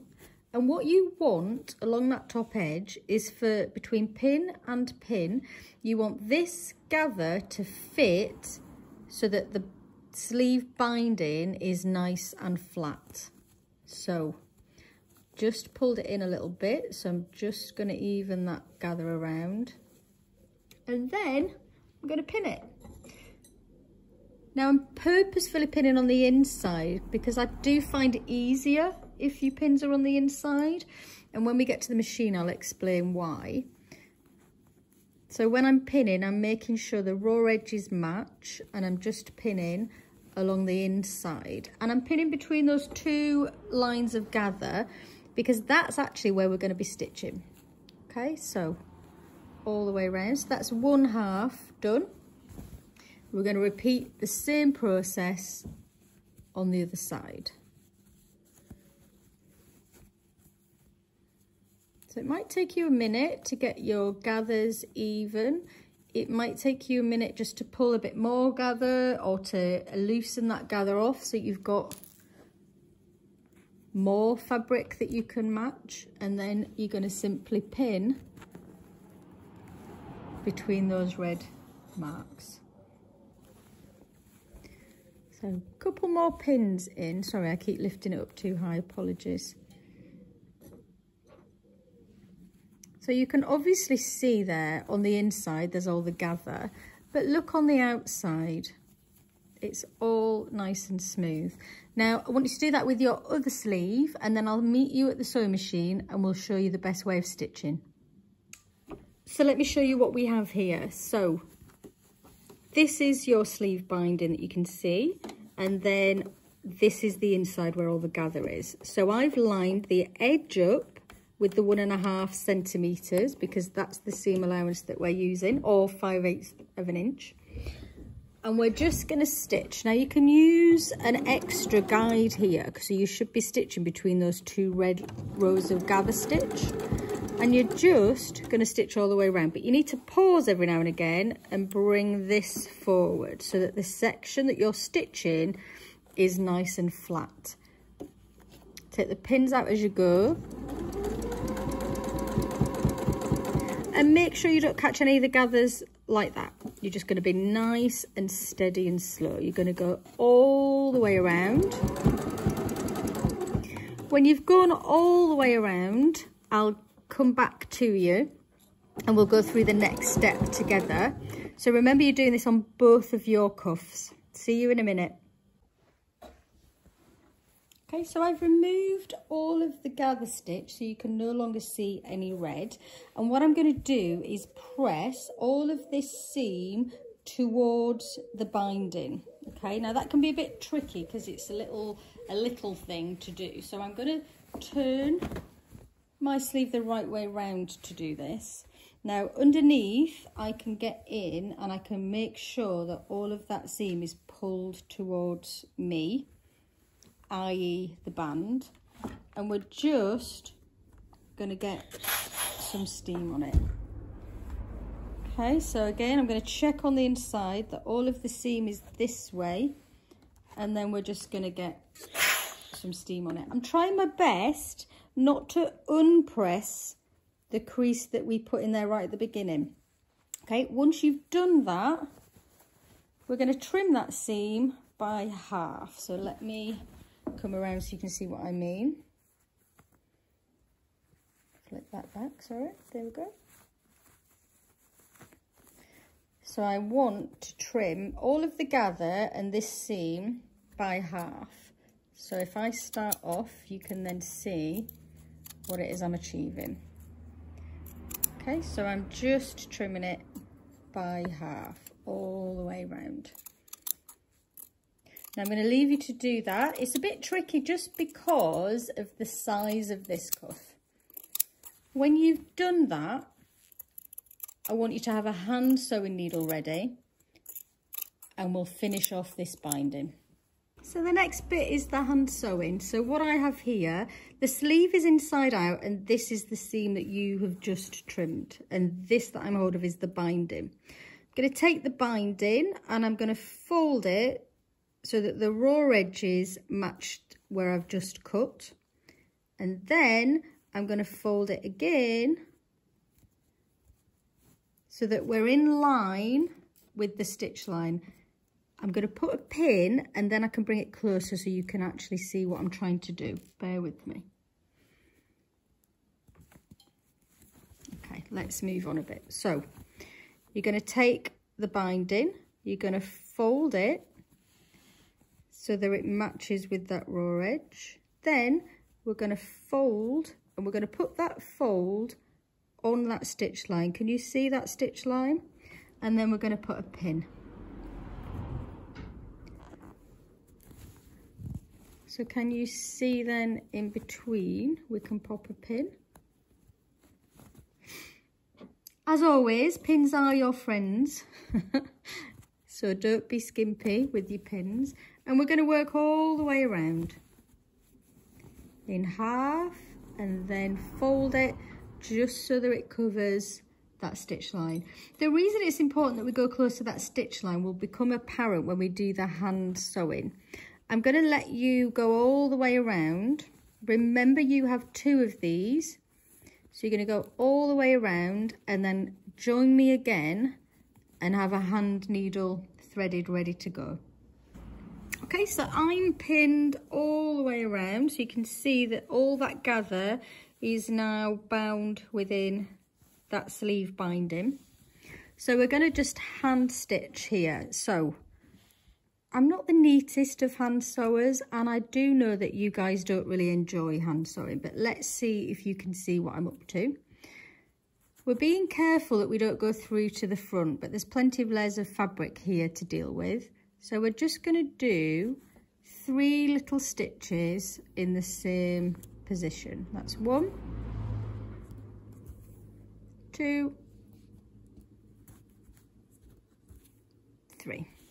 So then if I bring closer, so there's the 3 that I've just done. I'm going to catch a little bit of the seam and then a little bit of the binding.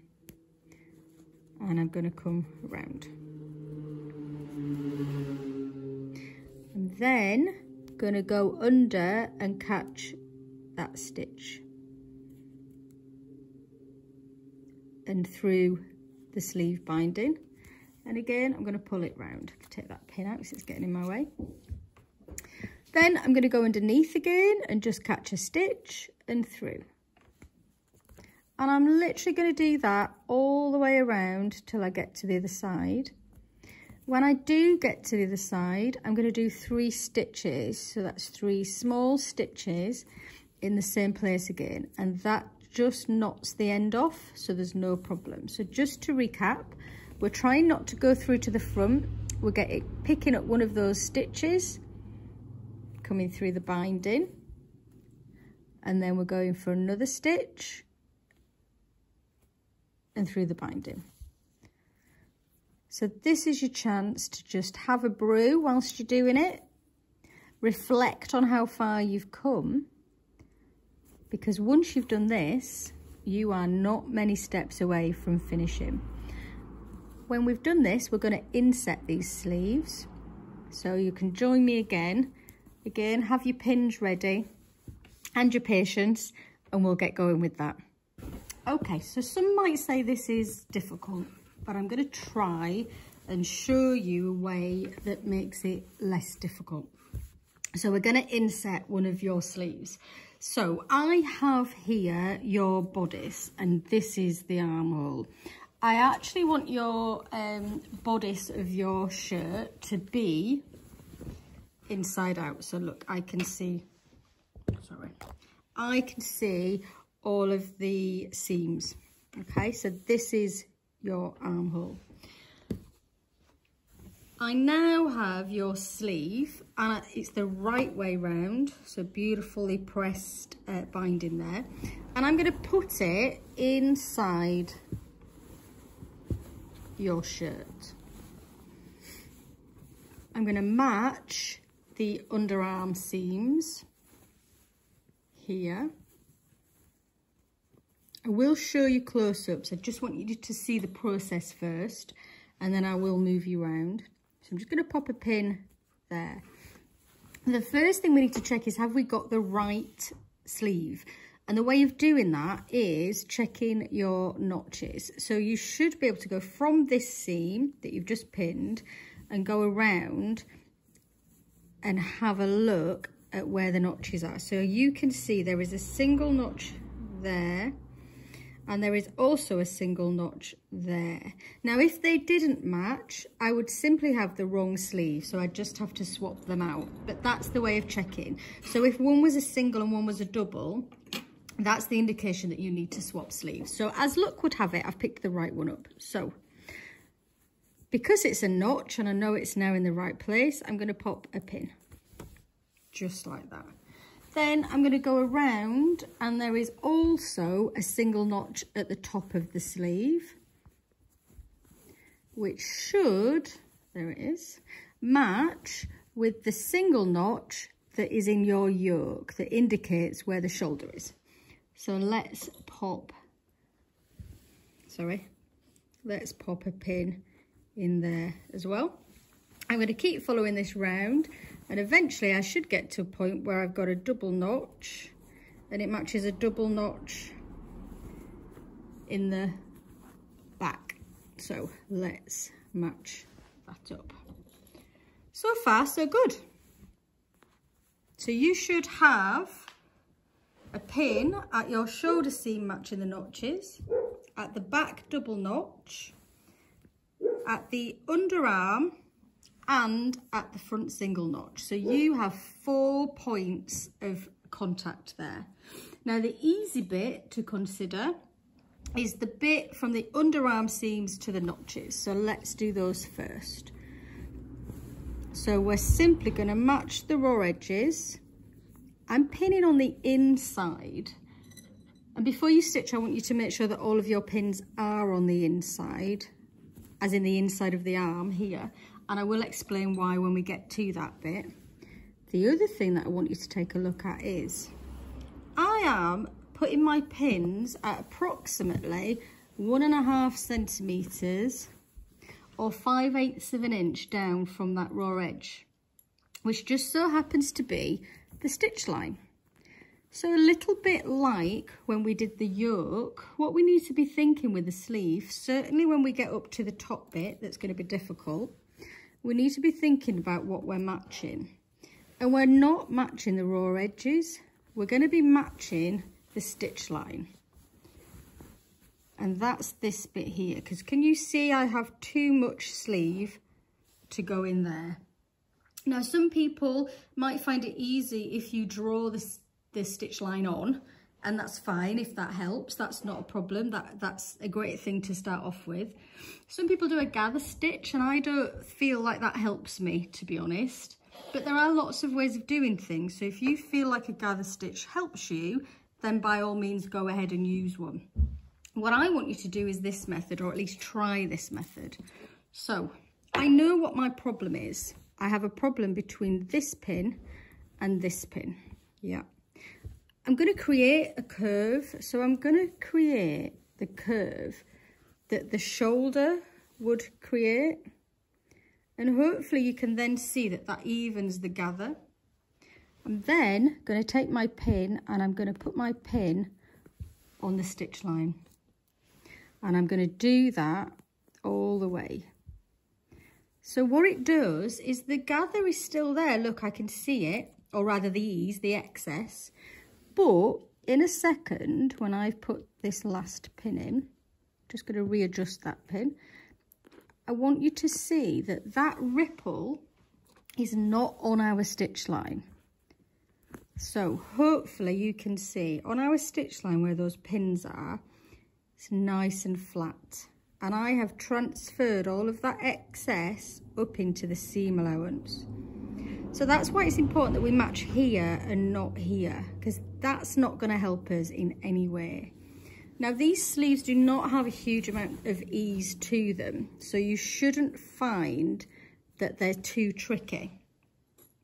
But I also make them look easy because I've done sleeve after sleeve after sleeve. So please expect that this might be a little bit of a struggle, and you might have to unpin and redo again. But the back normally has very little for you to play about with. So there is a little bit here, but the important bit is that where you have pinned is nice and flat. Now there is a bit of a technique to actually stitching this, so I am going to bring you round to the machine. But before we do that, I'm just making sure that all of those pins are on the inside of the sleeve, because we're actually going to stitch it from the inside. Okay, good luck with that. You've got 2 to do, so plenty of practice. And do not go on to the stitching until you're happy with your pinning, because you're just opening the world of pain if you do that. Persevere with your pinning, it will make your stitching much easier.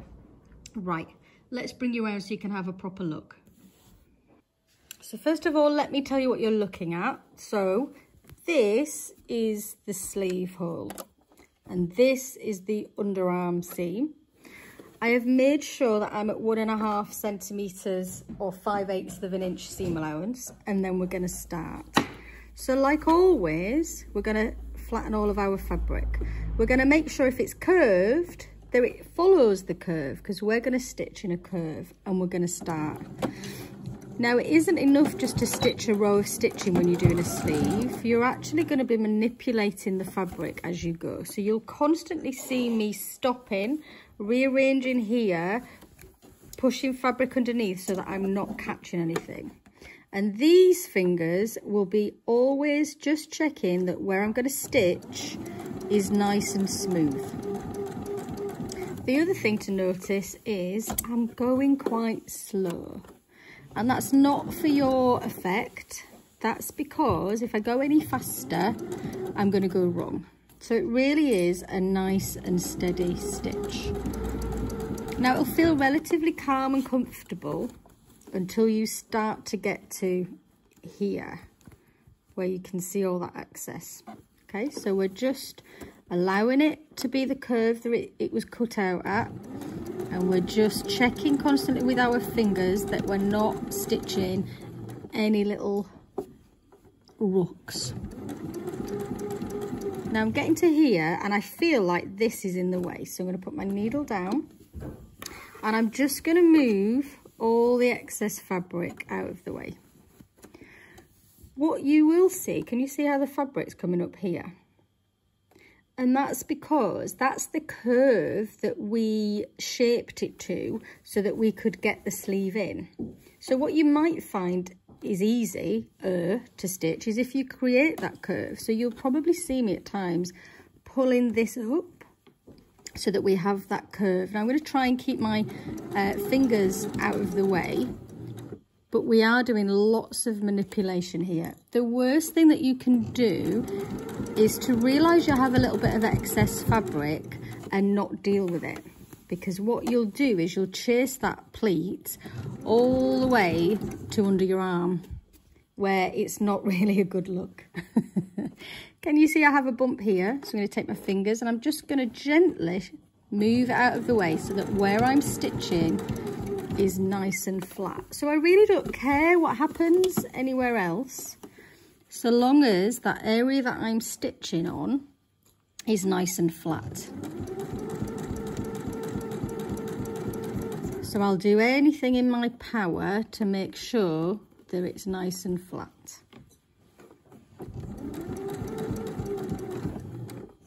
So that was the shoulder pin. I always put that in that direction, just sometimes find it easier. So again, this might be something that you struggle with. It might be something that you have to do a couple of times and you have to unpin and redo, and that's fine. When it's the first time you've done an inset sleeve, that's forgivable. So do not beat yourself up, but just notice how I'm constantly moving the fabric, manipulating where I'm stitching so that where I'm stitching is nice and flat. So I'm now at the double notch, which is at the back.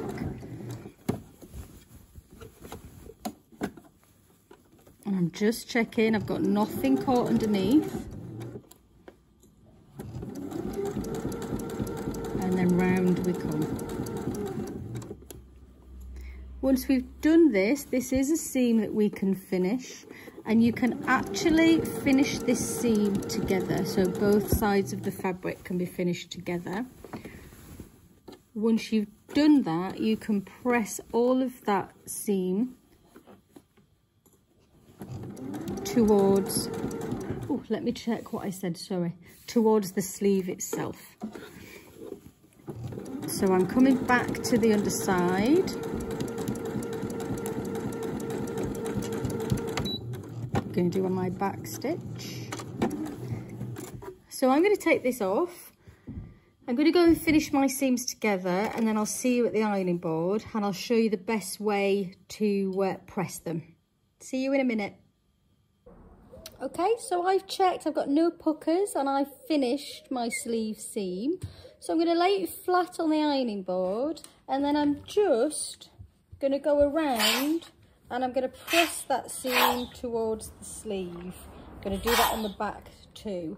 That's the easiest way to do it. Once you've done that, oh, sorry, you're going to flip it round the other way so that your shirt is the right way round.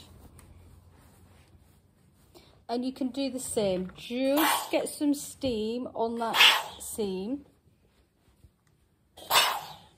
And hopefully what you will then see is your beautifully inserted sleeve. Okay, well done, because that can be tricky. So you should have both of your sleeves in, and we've only got a couple of steps left, guys. How exciting is that? The first is the hem. So whilst we're here, I'm just going to show you what we're going to do on that. So if you remember, we've already started it at each of the fronts. But you're going to use that guide that you did in step 4, I think it was. So you did a row of stitching all the way along each front and back. You're going to use that, and you're going to press your hem up to the wrong side using that as a guide. When you've done that row of pressing, you're going to tuck the raw edges in and fold it over and press again. So bear with me and I will show you.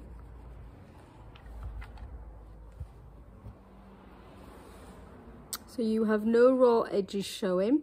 And then let me find a pin. Here we go.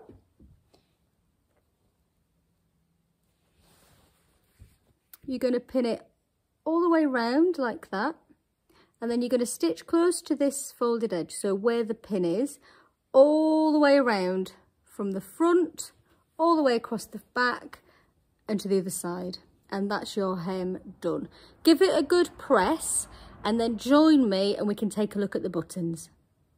So let's have a look at marking our buttons. So you did have a top and bottom marked, but they may have been lost in sort of in the pressing process, in literally just stitching everything together. So I'm going to show you what to do if that is the case. So first of all, I'm just pinning, this is the front right hand side, this is the front left hand side. I've got the right sides facing us. This is the fly detail, and then underneath you've got your button stand, and then underneath that is the where we're going to put the buttons. So I hope you can see we've matched the bottom here, and then I've matched, let me just undo, I've taken the button stand and I'm matching it with that row of stitching there, and when I've done that I'm putting a pin all the way through all of the layers, so right through to the underside, and I'm doing this all the way up. So excuse my arm for a moment, so I'm checking that this is along that stitch line, and then I'm putting a pin all the way through, and I'm just doing it under each buttonhole. When I've done that and I've got to the top and I've checked that everything matches up at the top, and we go back down here, and I'm going to go into the middle of that buttonhole, and I'm going to part it slightly so that I can mark like this. Now it's a bit tricky because I've got dark fabric, so let me just get a I might have a yellow chalk pen, hang on. Okay, I've got my yellow chalk pen. So I should be able to go in the middle, give it a good old rub, so that when I take that off, on the other side, can you see there? Make it a bit clearer. You can see where that button goes. I'm going to do that all the way up in the centre of each button, and then you can meet me at the sewing machine and I'll show you how to stitch a button on using your machine. Okay, so this is our buttonhole foot. The blue bit comes towards us, and what happens is the button just gets gripped under there. So let's pop that back on. Our machine is set to a zigzag stitch, because essentially, if I show you the button, we're just going to zigzag between those two holes, and that's how we ensure that we've stitched the buttonhole on. But as you can imagine, we need to somehow stop the fabric and the button travelling through the machine, because the needle will hit the button and break the needle and the button probably. So there are lots of different ways to do that. Some machines have a plate that go across here and it covers the feed dogs so that it doesn't travel through. So that's one way. The other way is on some machines like mine, you can lower your feed dogs so that they don't travel through. So that's what I'm going to do. The last thing that you can do is to take your stitch length to as close to 0 as possible, because that stops the fabric being taken through. So they're the things that they're the things that I want you to take into account. So I'm going to take my first button. Let me get it set up for you. So you can see my yellow dot that I did. I'm going to put my button on top of that yellow dot, and then I'm going to put my foot down so that the two holes are between the two blue pieces. Now this next step's important again for safety, so I'm going to use my flywheel and turn it towards me so that I just do one stitch at a time. And what we're doing is checking that the needle is not hitting the button. Only when I'm happy with that can I actually put my foot down like this. If we hit the button, all you need to do is adjust the stitch width until you don't hit the button any longer. So I think that's about enough. We can take it off. You make sure you have long tails, because what you do afterwards to secure your button is that you will take a hand needle, you'll take a hold of these two threads, put them back through to the back, and then tie them all together. But that is how you pop your button on with your machine.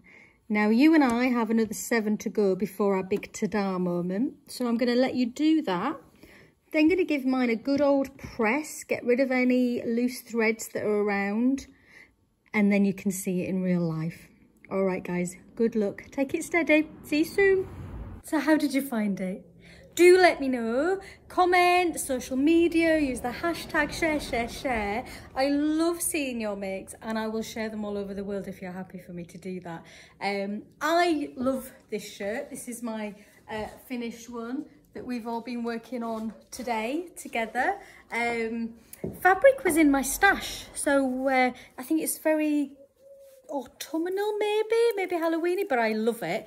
I love everything about this one. I've done the little French tuck there to accentuate the waist, but hopefully you'll see it's just a nice length, not too long that it buries me, but also it doesn't accentuate anything here. So if you liked this one, you're probably going to like some of my other patterns. So please take a look on the website, see what else is out there for you to make. But in the meantime, get flouncing in your Serene shirt. What are you waiting for?